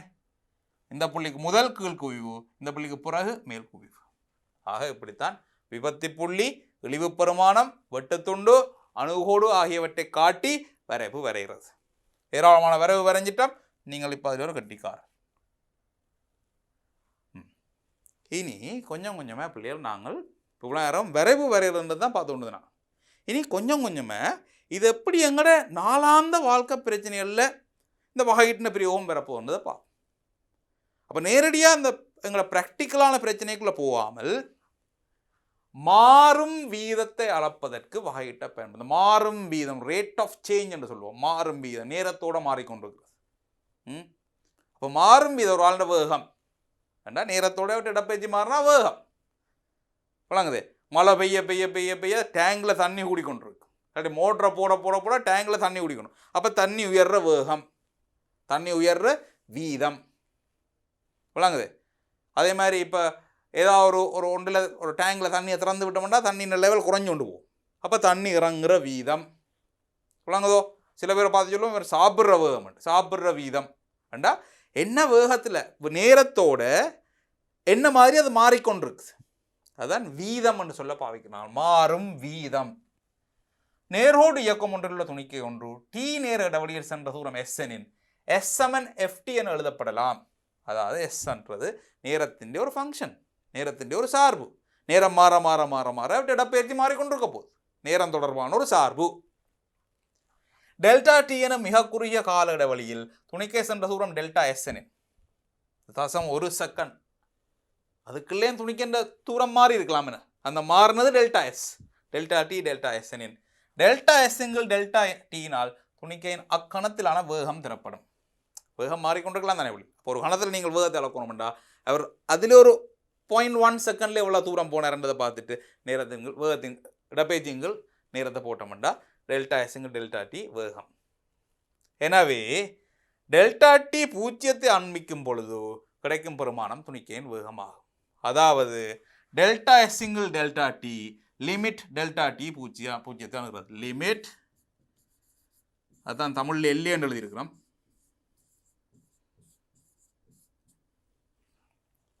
பிள்ளையார் இப்போ இதே நாங்கள் அப்படிலாம் எடுக்க வேண்டியிருக்கோன்னா வேகம் மாறிக்கொண்டிருக்கலாம். சீரான வேகத்தில் இல்லாட்டி வேகம் மாறி கணத்துக்கு கணம் வேகம் மாறிக்கொண்டிருக்கும். இப்போ ஒவ்வொரு கணத்துலேயும் வேகத்தை எப்படி பார்க்க போகிறோம், இப்படி தான் பார்க்க போகிறோம். அந்த கணத்தில் ஒரு டெல்டா எஸ் டெல்டா டி எடுக்கிறது பிரிக்கிறது. அப்போ இவர் யாருன்னு பார்த்தீங்கன்னா டிஎஸ் பை டிடி தான். நாங்கள் வர விளக்கம் என்ன டெல்டா ஒய்ங்கள் delta x 0 d y by d x நாங்கள் இங்கே டெல்டா எஸ்ங்கள் டெல்டா டி இருக்குது, டெல்டா டி 0 இருக்குது. அப்போ அவர் டிஎஸ் பை டிடி. அதாவது எஸ் சமன் எஃப்டி என்ற சமன்பாட்டை எடுத்து டி குறித்து வகையிட்டு விட்டோம் என்றால் எங்களுக்கு வேகம் பெறும். இடப்பெயர்ச்சி மாறும் வீதம் வேகம் எனப்படும். டிஎஸ் பை டிடி என்பது நேரத்துடன் தூரம் மாறும் வீதம் என்பதனால் எந்த ஒரு கணம் டியிலும் துணிக்கையின் வேகத்தை காண முடியும். இவ்வாறாக நேரத்துடன் துணிக்கையின் வேகம் மாறும் வீதத்தை டிவி பை டிடினால் குறிக்கும். இதை நாங்கள் நேரத்தோட இடப்பெயர்ச்சி மாறுறது டிஎஸ் பை டிடி, நேரத்தோட வேகம் மாறுறது டிவி பை டிடி, நேரத்தோட உயரம் மாறுறது டிஹெச் பை டிடி, நேரத்தோட வெயிட் மாறுறது நிறம் மாறுறது டிடபிள்யூ பை டிடி. என்ன நேரம் குறித்து வகையிட்டோம் என்றால் மாறும் வீதம். எனவே டி நேரத்தில் துணிக்கை சென்ற தூரம் எஸ் சமன் எஃப்டி என தரப்படின் எந்த ஒரு கணம் டியிலும் துணிக்கையின் வேகம் டிஎஸ் பை டிடி ஆகும். அப்போ ஆர்முடுகள் எப்படி வரும்? ஆர்முடுகள் என்ன வேகம் மாறும் வீதம் தானே. இப்போ d v by d t, d v by d t, d by டிடியை வச்சுக்கொண்டு டி பை டிடியை வச்சுக்கொண்டு பிள்ளைகள் இதில் சமன் வராது. டி பை டிடியை வச்சுக்கொண்டு வேகத்துக்கு பதில் யாரை போடலாம், விக்கு பதில் டிஎஸ் பை டிடியை போடலாம். ஆக டிஎஸ் பை டிடியை திரும்ப நேரம் குறித்து வாங்கிடுறோம். அதாவது டி வர்க்கம் எஸ்ங்கள் டிடி வர்க்கம். கொஞ்சம் பாருங்க, டிவி பை டிடி தான் ஆர்முடுகள். ஏன் அப்படி எழுதினான்? வேகம் மாறும் வீதம். டி பை டிடி ஆஃப் விக்கு பதில் என்ன போடலாம், டிஎஸ் பை டிடி. அப்போ இடப்பெயர்ச்சியின் 2வது வகையீடு தான் ஆர்முடுகள். இடப்பெயர்ச்சியின் 1வது வகையீடு வேகம், 2வது வகையீடு ஆர்முடுகள். மேலும் டிவி பை டிடியை இப்படி எழுதலாம். அவங்களோட பார்ஷியல் டிஃபரன்சியேஷன் பகுதிகளாகி செய்தாங்க பாருங்க. பகுதி வகை 2 செய்தோம். இவரை முதல்ல எஸ்ஸால் வகையிட்டு பிறகு எஞ்சாது அப்படி அவன் இந்த எஸ்எம் டிஎஸ்எம் வெட்டுப்படுற மாதிரி என்ன. இது வேகம் டிஎஸ் பை டிடின்னா வேகம். அப்போ எஸ் குறித்து வகையிட்டு பிஏயும் பிரிக்கி விடலாம். சில இடங்களில் அப்படி பாவிக்க வேண்டி வரலாம். கணக்கல் சேர்க்க விளங்கும் என்னமா. எனவே எஃப் சமன் டிவி பை டிடி அல்லது வி தர டிவி பை டிஎஸ்ன்னு எழுதப்படலாம். இது என்னண்டா பிள்ளைகள் இப்போ பாருங்க, y என்ற ஆள் இருக்கிறார். y எக்ஸ்லேயும் எழுதலாம், டியிலேயும் எழுதலாம். அப்போ எனக்கு இப்போ dy/dt எடுக்கலாம். இதையே நான் எப்படியும் எழுதலாம், dy/dx எழுதி எக்ஸுக்கும் டீக்கும் உள்ள தொடர்பு எடுக்கலாம் தானே. dx/dt எழுதினாலும் ஓகே தானே, ரெண்டு மூணு தானே. வைய நேரடியாக டீ உரிச்சு வகையிடலாம், சில இடங்களுக்கு டீ உரிச்சு நேரடியாக வகையிடையெல்லாம் போச்சு தண்டால். சில இடங்களுக்கு இந்த தொடர்பு தெரிஞ்சிருக்காது, ஆனால் இந்த தொடர்பு தெரிஞ்சிருக்கு. இவர் தெரிஞ்சிருப்பார், இவரும் தெரிஞ்சிருப்பார், ஆனால் இவர் தெரியாது. ரெண்டா y எக்ஸ் குறித்து வகையிடுறது, எக்ஸை டீ உரிச்சு வகையிடுறது, ரெண்டையும் பெருக்கிறது. இந்த பெருமானத்தில் செய்தோம் நிறைய செய்து ஓட்டும் அப்படியாண்ணா. நேர்கோட்டில் இயங்கும் துணிக்கு ஒன்று டி நேரத்தில் இடப்பெயர்ச்சி எஸ் ஆனது S = 5 சக 3 டி வர்க்கம் சக டி கணத்தினால் தரப்படுகின்றது. ஆரம்ப புள்ளியிலிருந்து 3 செகண்ட்களின் பின்னர் துணிக்கேன் இடப்பெயர்ச்சி. துணிக்கேன் இடப்பெயர்ச்சி அதில் 3 போட்டா சரி. S = 5 சக 3 டி வர்க்கம் சக டி கணம். S =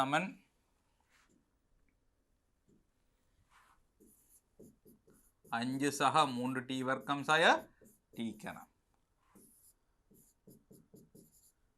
டி சமன் 3ல் S வந்து 5 3 தர 3 வர்க்கம் 27 வெட்டுப்பட்ட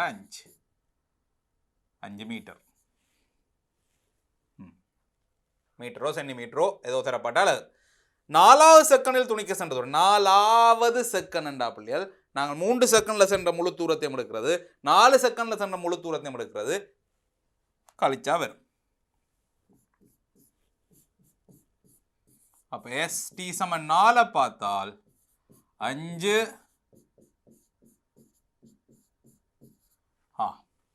4 வர்க்கத்தை போது எடுத்தால் 3 சய 4. அப்போ சய 4 ரெண்டு வரும் 1 பாருங்க சரியா உண்டு 64. 4 வர்க்கத்தை போது எடுத்தால் 3 சய 4 இல்லை. அப்போ இதில் சய 16 ரெண்டு வரும். என்ன சய 16ல் 5 போனால் சய 11. இப்போ சரி ஒன்று பாருங்க 64 16 48. அப்போ சய 16 5 கூட சய 11. அப்போ என்னண்டா இங்கே பாருங்க,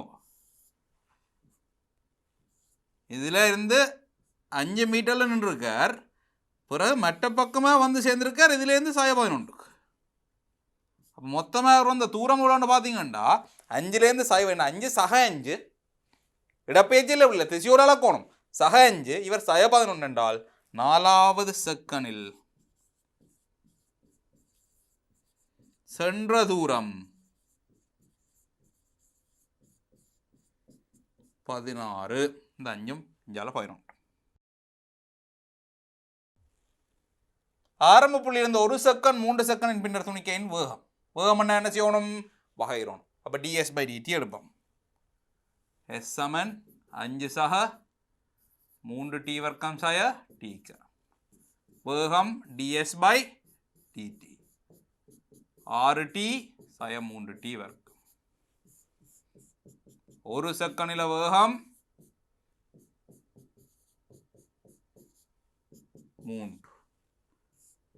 3 செகண்டில் வேகம்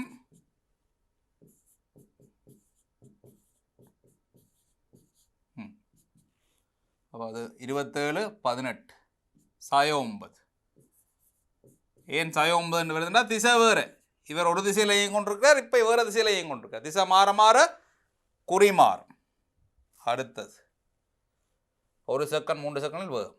துணிக்கையின் வேகம் 0 ஆகும் நேரம். துணிக்கையின் வேகம் 0 ஆகணும்னு என்ன நடக்கணும்? இங்கே பாருங்க, இது எத்தனையாவது 3வது. 4வது கேட்கினம் v = 0. v = 0 என்றால் 6t சய 3t வர்க்கம் 0 ஆகும்.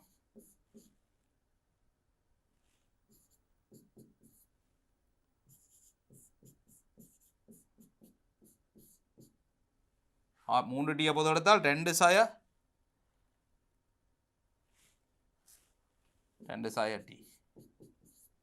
டி சமன் 0 டி சமன் 2. டி சமன் 0 ஆரம்ப புள்ளி. இப்போ வழிக்கிடையே 0 இருந்திருப்பார், இல்லாட்டி 2 செகண்டில் திரும்ப 0 ஆகிறார். விளங்குதோ? வேகம் 0 ஆகிற கணங்கள்.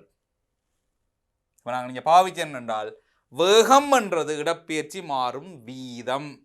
மாறும் வீதம் என்றால் நேரம் குறித்து வகையிட்டால் அது மாறும் வீதம். இன்னொன்று பார்ப்போம். ஏதேனும் ஒரு கணத்தில் துணிக்கோணின் வேகத்துக்கும் இடப்பெயர்ச்சிக்கும் இடையான தொடர்பு v வர்க்கம் சமன் ks ஆகும். இங்கே k மாறிலி. ஆர் முடுகல் இது என காட்டு. இப்படி ஆர் முடுகல்னா உங்களுக்கு தெரியும் f சமன் ஆர் முடுகல்னா என்ன? வேகம் மாறும் வீதம். அப்போ dv/dt எடுக்கணும். பாருங்கோ v வர்க்கம் சமன் ks. ரெண்டு பக்கம் வகையிட்டால் 2v t குறித்து வாயிரும் மேலே. அப்போ 2v dv/dt சமன் ரெண்டு பக்கம் t குறித்து வாயிருன்னா t குறிச்சு k மாறிலி தானே, k வழியை வச்சுக்கொண்டு ds/dt. சரி 2v dv/dt ds/dtக்கு என்ன போடலாம்? ds/dt என்ன? இடப்பெயர்ச்சி மாறும் வீதம். இடப்பெயர்ச்சி மாறும் வீதம் என்ன? வேகம் வேகம் வேகம் வேகம். ரெண்டு பக்கம் v வெட்டினால் dv/dt சமன் k/2. பெரிய கஷ்டம் இல்லை, சிம்பிள். அப்போ dv/dt தான் ஆர் முடுகல். உங்களுக்கு தெரியணும் fன்றது ஆர் முடுகல்ன்றது dv/dt k/2. ரைட், இன்னொரு உதாரணத்தை பார்ப்போம். துணிக்கொண்டின் வேகமானது அது பயணித்த தூரத்தின் வர்க்கத்துக்கு நேர்வீத சமனெனின் அதன் ஆர் முடுகலானது தூரத்தின் கனத்திற்கு நேர்வீத சமம் என காட்டுக. பாருங்கோ, துணிக்கொண்டின் வேகமானது தூரத்தின் வர்க்கத்துக்கு நேர்வீத சமம் என்ன? நாங்கள் எழுதுவோம் v சமன் ks எழுதுவோம். k ஒரு மாறிலியே போடுவோம். இப்போ எங்களுக்கு கேட்குறது ஆர் முடுகல். அப்போ வகையிடுவோம். வேகம் மாறும் வீதம் தானே ஆர் முடுகல். k 2s ds/dt. dv/dtக்கு ஆர் முடுகல் போடலாம். இங்கே 2ks வச்சுக்கொண்டு ds/dtக்கு v என்று போடலாம். v என்றதுக்கு ks வர்க்கம் போடலாம்.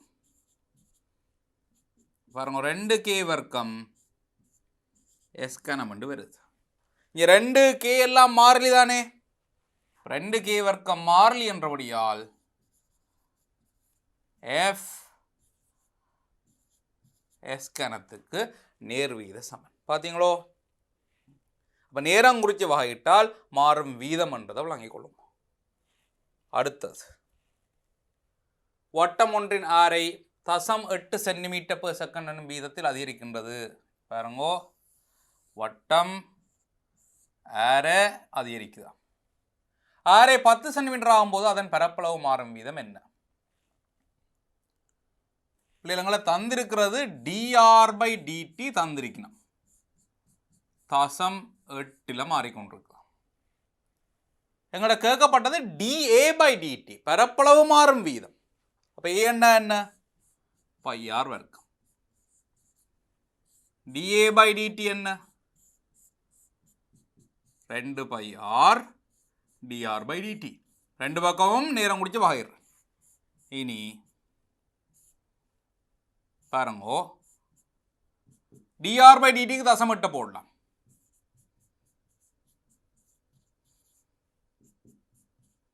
ஒன்று 6 πr. கேள்வி r 10 சென்டிமீட்டர் ஆகக்குள்ள இவர் மாறுற வீதம் என்னண்டு. அப்போ dA/dt r சமன் 10. 1/6 πக்கு 22 7 6க்கு 10. சுருக்கினால் 16 இப்படி இருக்குமே. 16 தர 3.14 போட்டுவிடுவோமே. 22 3.14 தானே. 16 4 64 6 மிச்சம். 11 16 மாறும் 22 2 மிச்சம். 16 3 48 50.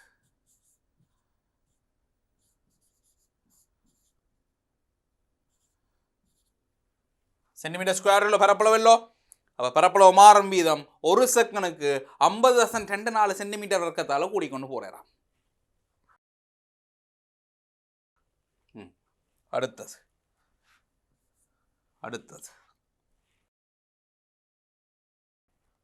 சதுரமுகி ஒன்றின் கனவளவு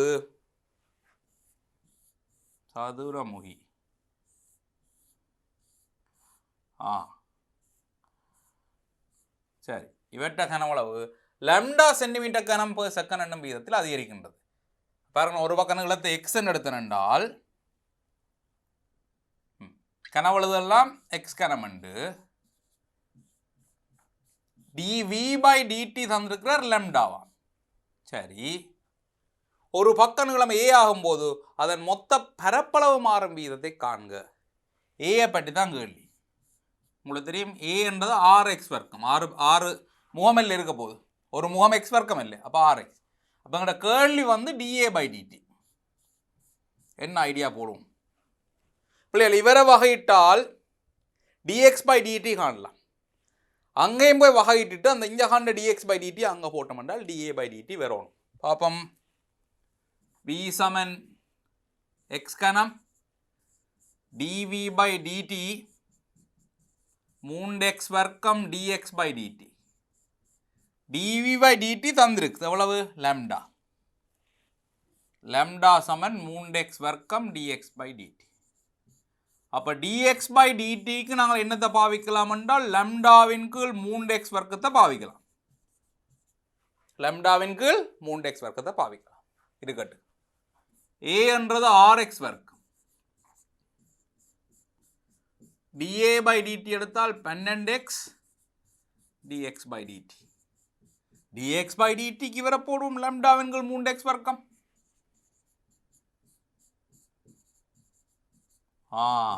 இப்போ 4 லம்டாவின் கீழ் 3x, 4 லம்டாவின் கீழ் 3x.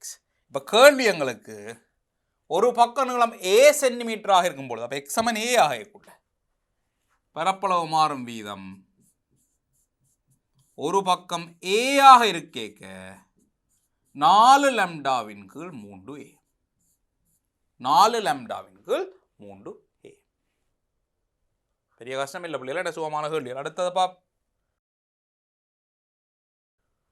துணிக்கோணின் இடப்பெயர்ச்சி எக்ஸிற்கும் நேரம் டீற்கும் இடையிலான தொடர்பு இது எனில் 5 செகண்டில் துணிக்கையின் வேகத்தை மாறுபடுகளையும் காண்க. வேகம் dx by dt 4 சக 10 t. வேகம் t சமன் 5 செகண்ட்ல 4 சக 10 தர 5 54 மீட்டர் per செகண்ட். என்ன மீட்டர் 2 வச்சோம்னா 54 மீட்டர் per செகண்ட். அதில் இன்னொன்று இருக்கு, என்ன ஆர்புடலும் கேட்டவன் dv by dt. ரெண்டா இவரை வகையிட்டா சரி, 4க்கு வகையிட்டு இல்லை 10. பாருங்கோ, அப்போ ஆர்முடுகள் வந்து நேரத்தில் தங்க இல்லை, 10 தான் வருது. அது 4 செகண்ட்லேயும் 5 செகண்ட்லேயும் 6 செகண்ட்லேயும் எப்போவுமே மாறான ஆர்முடுகள் 10. வேகம் தான் கூடிக்கொண்டு போகுது. அடுத்தது, நீரில் உள்ள ஒரு வட்ட வடிவான எண்ணெய் துளியின் ஆரை 1/8 மீட்டர் per செகண்ட் வீதத்தில் அதிகரிக்கின்றது. dr by dt தந்திருக்கு 1/8. அதன் பரப்பளவு அதிகரிக்கும் வீதத்தை காட்டும். பரப்பளவு அதிகரிக்கும் வீதம் என்ன?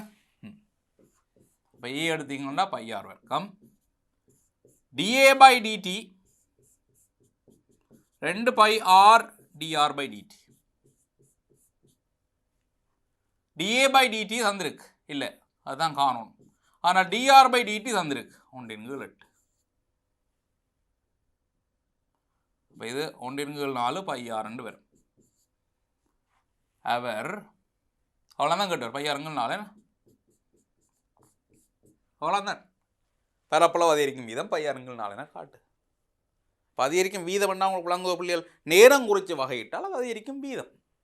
சில இடங்களில் அதுக்கு ஒரு ஸ்பெஷலான பேர் வரும். இடப்பெயர்ச்சி அதிகரிக்கும் வீதம் வேகம், வேகம் அதிகரிக்கும் வீதம் ஆர்முடுகள், அதுக்கு பேர் இருக்குது. பரப்பளவு அதிகரிக்கும் வீதத்துக்கு பேர் ஒன்றும் நாங்கள் பாவிக்கிறது இல்லை.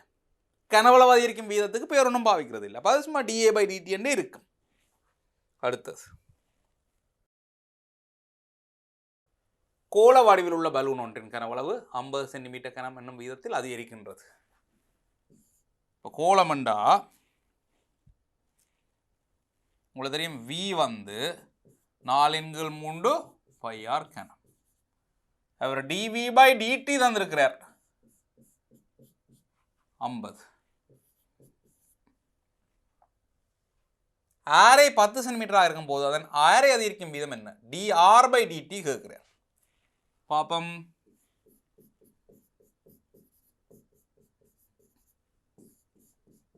dv/dt 4/3 பை 3r வர்க்கம் 4 πr வர்க்கம்.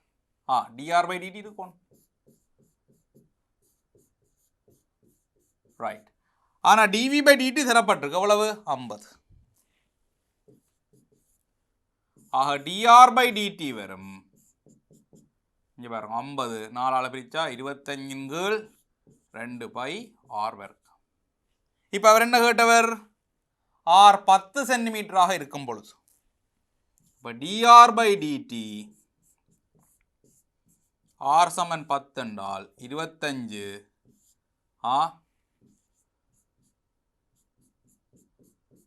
10 வர்க்கம் 100 4 1/8 பை என்று வரும். ஆரியல்லோ சென்டிமீட்டர் பெர் செகண்ட். ஒரு செகண்டுக்கு இவ்வளவு என்ற விதத்தில் ஆரை கூடிக்கொண்டு போகும். அடுத்து என்ன கேட்டவர்? ரெண்டாவது பகுதி. ஆரை 10 சென்டிமீட்டராக இருக்கும் பொழுது அதன் மேற்பரப்பளவு அதிகரிக்கும் வீதம் என்ன? மேற்பரப்பளவு கோளத்தின் மேற்பரப்பளவு a சமன் 4 πr வர்க்கம் dA/dt மேற்பரப்பளவு அதிகரிக்கும் வீதம் 8 πr. அவங்கள்ட்ட கேட்டது r 10 இருக்கு. r 10 இருக்கு. 8 π தர 10 80 π. விளங்குதே? சுவமேன. அடுத்தது நிலைக்குத்து சுவருடன் சாய்த்து வைக்கப்பட்டுள்ள 20 மீட்டர் நீளமுள்ள ஏணி ஒன்று அதன் அடி சுவரிலிருந்து கிடையாக 16 மீட்டர் இருக்கும்போது அடியின் கிடைவேகம் v. இது சுவர்.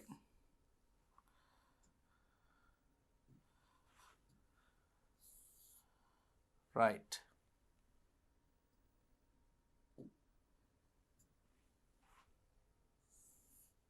இதுதான் ஏணி. சரி, இதில் செங்குத்து ஏணி 20 மீட்டரா. இப்போ நான் இந்த தூரத்தை எக்ஸ்ன்னு எடுக்கிறேன், இந்த தூரத்தை வைன்னு எடுக்கிறேன். இப்போ என்னண்டா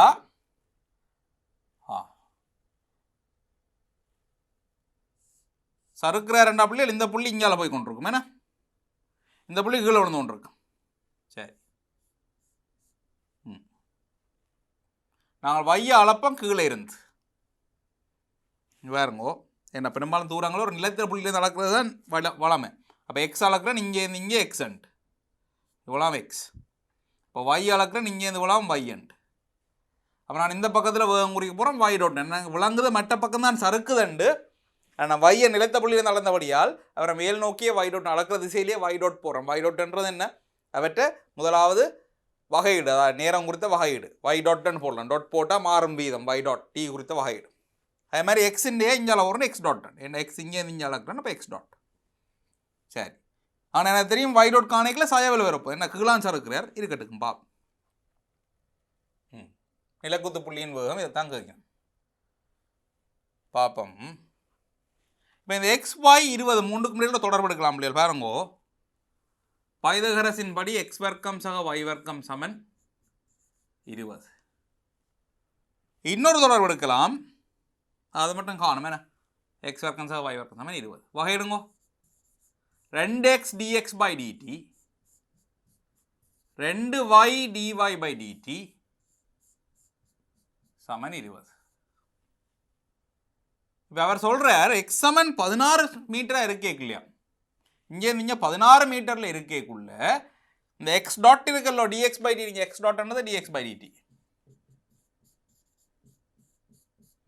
y டாட்ன்றது dy/dt. எக்ஸ் சமன் 16ல் எக்ஸ் டாட்டின் பெருமானம் வியா, கிடைவேகம் வியா. இப்போ போடுவோம் இங்கே எக்ஸ் சமன் 16ல் 2 x 16 dx/dt வியாம் சக 2 பிள்ளைகள் y நாங்கள் பைதரசை போட்டு எடுத்துடுங்க. x 16 ஆகினால் 16 வர்க்கம் y வர்க்கம் சமன் 20. உங்களுக்கு தெரியும் 4 ஆல் வட்டினா இப்போ 5 4 3 அதானே வளமையான ரேஷியோ. அப்போ இதில் 16 இருக்குன்னா 4 ஆல் இருக்கு. அப்போ இதில் 3 12 y சமன் 12 வரும். 4 இருந்த இடத்த 16 இருக்குது, 4 ஆல் பெருக்கி இருக்கிறோம். அங்கால 5 இருந்த இடத்த 20 இருக்குது, அது 4 ஆல் பெருக்கி இருக்கிறோம். அப்போ 3 இருக்கிற இடத்துல 12 வருவார்.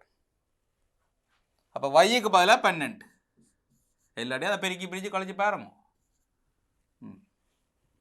dy by dt சமன் 20. 20 வராதே, வகையிட்டமல்லோ, வகையிட்டா பூச்சியமல்லோ. என்னோட 20 வந்தது அங்கே 0. அப்போ இந்த ரெண்டையும் வெட்டிய பாருங்க dy by dt வரும்.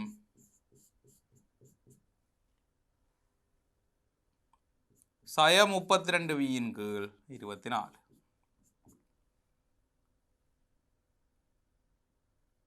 எட்டால் வெட்டினால் 4v 3 சயண்டு வருது. ஏன் சயண்டு வருதுன்றா நான் முதலே சொன்னான், நான் y டாட் மேல் நோக்கி குறித்தான். இந்த நிலைத்த புள்ளியிலேருந்து தான் y அளந்தேன். இப்போ y டாட் மேலே குறிச்சினாங்க, ஆனால் கீழ் நோக்கி தான் இருக்க போகுது. அப்போ 4v இங்குள் 3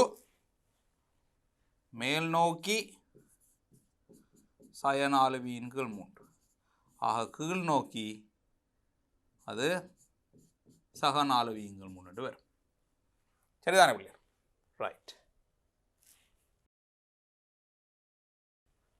அடியின் ஆறு 5 சென்டிமீட்டராகவும் 5 மீட்டராகவும், அது மீட்டர் பிள்ளைகளா, உயரம் 10 மீட்டராகவும் உள்ள சீரான கூம்பு வடிவில் உள்ள ஒரு நீர்த்தாங்கி அதன் உச்சி கீழே இருக்குமாறு நிலக்குத்தாக உள்ளது.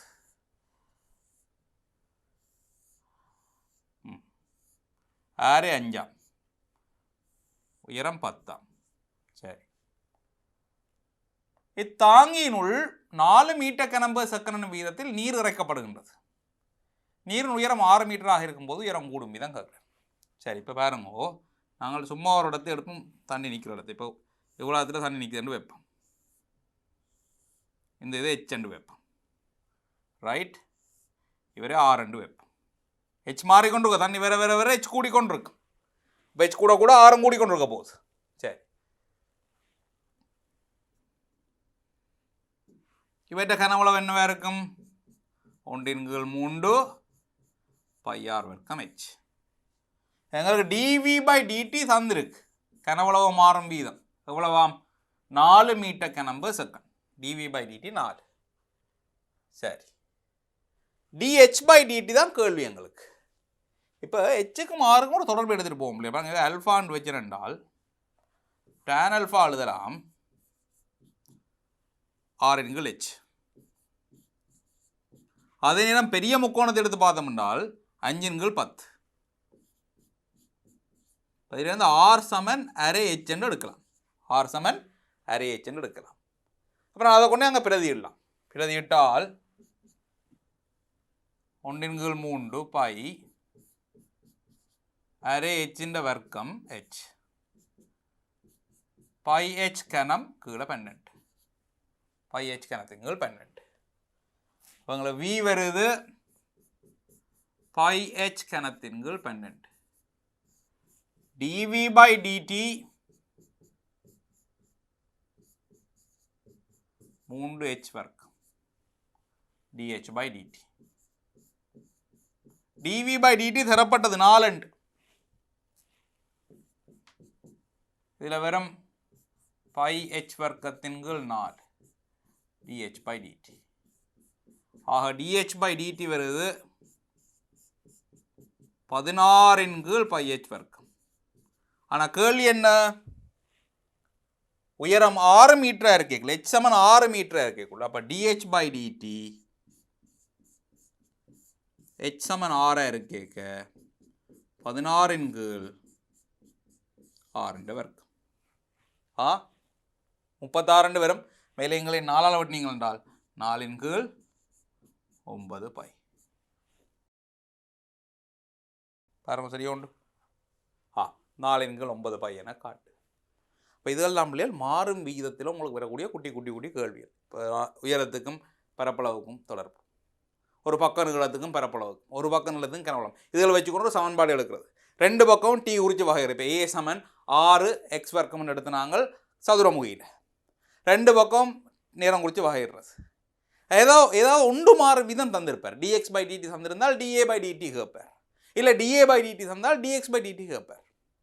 அது கூம்புக்குள்ளே தண்ணி விழுது, அப்போ கனவளவு தெரியும், dV/dt தெரியும், dH/dt கேட்பார். இப்படி சின்ன சின்ன ஏதாவது ஒரு தொடர்பு ஏக்கும் பிக்கும் ஏக்கும் எக்ஸுக்கும் தொடர்பெடுத்து போட்டு ரெண்டு பக்கம் டி குறித்து வகையிட்டு மாறும் வீதங்களை காண்றது. இப்படி குட்டி குட்டி கேள்விகள் உங்களுக்கு வகையீட்டின் பிரிவத்தில் வரலாம். சில நேரங்கள் வரைவு சம்பந்தமாக பாருங்கோ. இன்னும் ஒரு சின்ன விஷயம் காட்டித்தாரன், தெரிஞ்சோன்னா நல்லம். இதை பாருங்கோ. இப்படி ஒரு கோவையின் வகையீட்டு குணத்தை கருதி, இப்போ இப்படியான கோவைக்கு நாங்கள் வகையீடு வரைவு கீறதில்லை, லென் எல்லாம் வாரதுக்கு நாங்கள் கீறினதில்லை. அப்போ இதுக்கு வரைவு கீறதை பற்றி யோசிக்கக்கூடாது இப்போ.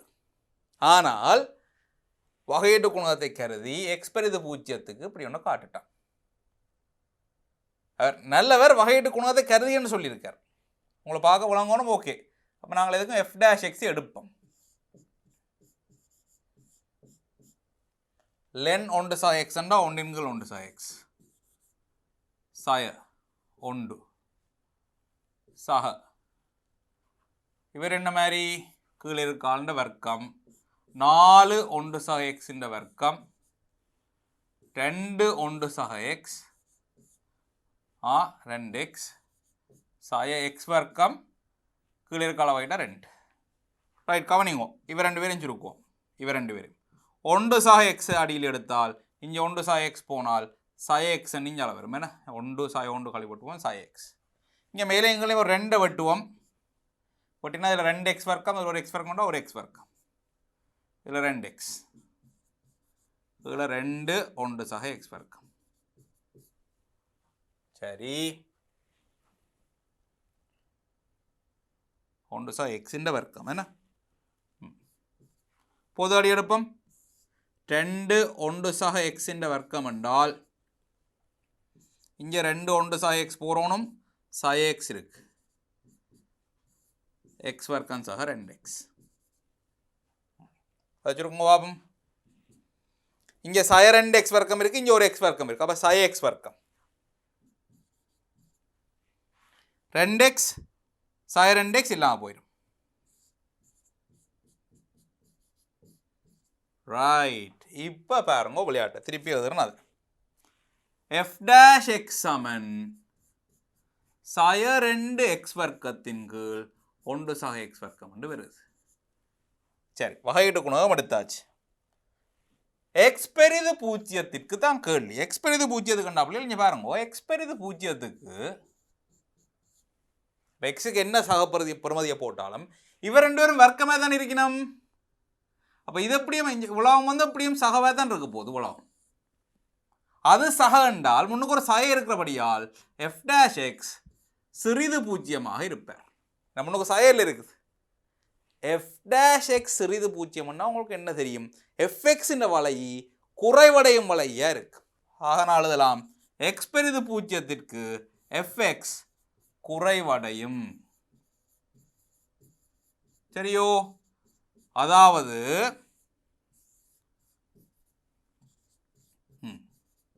இதுக்கு இஞ்சால எக்ஸ் பெரிது பூஜ்ஜியத்துக்கு கீழே போகிற வலையாக இருக்க போகுது. இருக்கட்டு எங்கே தொடங்குதுன்னு பார்ப்போம். எக்ஸமன் பூஜ்ஜியத்தை போட்டு பார்ப்போம். எக்ஸமன் பூஜ்ஜியத்தை கொண்டு fxல போட்டால் பாருங்க, இதில் பூஜ்ஜியத்தை போட்டால் போட்டு பார்ப்போமே. எக்ஸமன் பூஜ்ஜியம் என்றால் fx அங்கே இருக்க போது ln 1, இவர் பூஜ்ஜியம், இவர் பூஜ்ஜியம், இவர் பூஜ்ஜியம். இப்போ ln 1 பூஜ்ஜியம் தானே. பாருங்க, அப்போ எக்ஸமன் பூஜ்ஜியமாக இருந்தால் அவட்ட fxன பெருமானம் பூஜ்ஜியம். இங்கே எக்ஸ் பெரிது பூஜ்ஜியத்துக்கு அவர் குறைவடை வேறாம். அப்போ இதுக்கு இஞ்சால கட்டாயம் இவர் இப்படியோ இப்படியோ இப்படியோ ஏதோ குறைவடைகிற வளையத்தான் இருக்கும். விளங்குது? அதுக்காண்டு தான் f'(x) கருத சொன்னது. f'(x) கருதி நாங்கள் கட்டாயம் f'(x) நெகட்டிவ் வருது, மறையண்டு வருது, மறையண்டு வந்தால் கீழே போகிற கிராஃப். சரி, எக்ஸாமன் சைவரில் பார்க்குறேன், நீங்கள் சைவரில் இருக்கிறார். அதுக்கங்களா கீழாம் போகணுமெண்டா எங்களுடைய எஃப்எக்ஸ் வந்து கட்டாயம் எக்ஸ் பெரிது பூஜ்ஜியத்திற்கு. எனவே எக்ஸ் பெரிது பூஜ்ஜியத்திற்கு எஃப்எக்ஸ் சிறிது பூஜ்ஜியமாக தான் இருக்கலாம். கீழே தான் போகிறார் பாருங்க, மைனஸில் தான் இருக்கார். கட்டாயம் சிறிது பூஜ்ஜியமாக தான் இருக்கும். எஃப்எக்ஸின் சமன்பாடு என்ன? எஃப்எக்ஸின் சமன்பாடு என்ன? லென் 1 சக எக்ஸ் சய எக்ஸ் எக்ஸ் வர்க்கத்துங்கள் 2 1 சக எக்ஸ் சிறிது பூஜ்ஜியம். இப்போ இப்படியே பாருங்க என்ன கேட்டிருக்காரு. அதில் லென்னை மற்ற பக்கம் கொண்டு போயிருக்காரு. என்ன லென்னை வச்சுக்கொண்டு சரி லென்னை வச்சுக்கொண்டு மற்ற 2 நாங்கள் ஒன்றா சக எக்ஸ் அங்கால சக எக்ஸ் ரெண்டு வரும். எக்ஸ் வர்க்கம் 2 1 சக எக்ஸ் புலங்கத பிள்ளை. இப்போ வெரைபிள் இப்போ நாங்கள் கீறாத இந்த லென்னுகள்லாம் வர வெரைபிள்குள்ளே இப்படி கேட்கலாம். இந்த ரேஞ்சுக்குள்ளே இந்த வீச்சுக்குள்ளே இவர் கட்டாயம் இப்படியா இருப்பாருன்னா காட்டு கண்டால் எஃப்-எக்ஸ் எடுத்து பாருங்க, ஒரு ஐடியா வரும். இன்னொன்று செய்துவா எக்ஸ் பெரிது பூஜ்ஜியத்துக்கு எனக்கு கோவை நேரன்னு நிறுவு பாத்தியலோ. இப்போ இங்கே வகையிட்டு குணத்தை பெருகன்னு கூட சொல்லல அவர். ஆனால் உங்களுக்கு ஐடியா இருக்கணும் எக்ஸ் பெரிது பூஜ்ஜியத்துக்குண்டா ஓகே வகையிட்டு பார்ப்போம், மேலே வரணும் பார்ப்போம். நாங்கள் எடுப்போம் y Saman xi onto ex dy by dx. இதுக்கு ஒரு uv போடணும். xi onto ex ன வகை dx தான். ex வச்சுக்கொண்டு xi onto வகைட்டா அது கொண்டு இப்போ இங்கே ex பொது எடுத்து விட்டோம்னால் x ex என்று வரும். சரி, இப்போ வாம் எக்ஸ் பெரிது பூஜ்ஜியத்துக்கு என்ன டாக்குமெண்ட்? இவர் பெரிது பூஜ்ஜியம், ex பெரிது பூஜ்ஜியம், அப்போ ரெண்டுமே பெரிது பூஜ்ஜியம் அப்படியால் dy by dx பெரிது பூஜ்ஜியம். இதுல இருந்து என்ன சொல்லலாம்? எக்ஸ் பெரிது பூஜ்ஜியத்துக்கு அதிகரிக்கிற வலை தான் வரப்போகுது. அப்போ நாங்கள் சொல்லலாம் எக்ஸ் பெரிது பூஜ்ஜியத்திற்கு y அதிகரிக்கும். அடுத்து என்ன பார்க்கணும்? எந்த புள்ளியிலேருந்து அதிகரிக்க தொடங்குறாருன்ட்டு. அப்போ சைவரை போட்டு பார்ப்போம். சைவரமே பொருந்தாது, சைவரை போட்டு பார்ப்போம். எங்கேருந்து வெளிக்கிட போகிறேன் போட்டு பார்ப்போம். எக்ஸமன் சைவரில் y எவ்வளவு? சைவர் சய ஒன்று இ சைவர் சக ஒன்று. இப்போ இ சைவர்னா ஒன்று தானே, ஒன்று சய ஒன்று. அப்போ இதில் சய ஒன்று சங்கால சக ஒன்று, இது சைவர். அப்போ எக்ஸமன் சைவர்னா இவர் சைவரில் இருக்க போகிறார். எங்களுக்கு அந்த புள்ளி தேவையில்லை, அதுக்கு அங்கால தான் தேவை. எக்ஸ் பெரிது பூஜ்ஜியம் ஆயக்குள்ள இவர் எப்படியும் அதிகரிக்கணும். நேர்கோடாயோ வளகோடாயோ என்னவோ அந்த பக்கம் அதிகரிக்கணும்னா ஒரு காலமும் கீழே வரையலாது, y மறையாக முடியாது. எனவே எனவே எக்ஸ் பெரிது பூஜ்ஜியத்திற்கு y நேராக இருக்கு. y நேராக இருக்கு.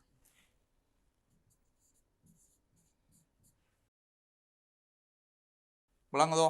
சில நேரங்களில் இப்படியான ஒன்றான கேள்வியில் உங்களுக்கு ஒரு சின்ன துண்டாக போடலாம் வகையிட்டும் பிரிவத்தில்.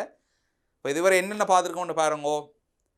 வரைவுகள் கீறதை ஆராய்ஞ்சோன்னு வந்து நாங்கள் எல்லா வகையான சிக்கலான வரைவுகளும் பார்த்துட்டோம். உங்களை பாடத்திட்டத்துக்குள்ள வந்த எல்லாம் பார்த்துட்டோம். அதில் கடைசியாக பார்த்தனால 2ஆம் வகையிட்ட பாவிக்கிறதும் பார்த்தினாங்க. 2019ஆம் ஆண்டு சிலபஸில் பூத்தப்பட்ட விஷயம் இது. 2வது வகையிட்ட பாவிச்சு உயர் விழிவு புள்ளி விபத்தி புள்ளி காட்டுறது. அதுலேயும் 2019 2020 வந்த கேள்விகளையும் செய்து போட்டோம். அதுக்கப்புறம் வந்து பார்த்தனால மாறும் வீதம்ன்றதை வச்சுக்கொண்டு சில நேரங்களில் கேள்வி வரும், குட்டி குட்டி கேள்விகள், அதையும் பார்த்துனாங்க.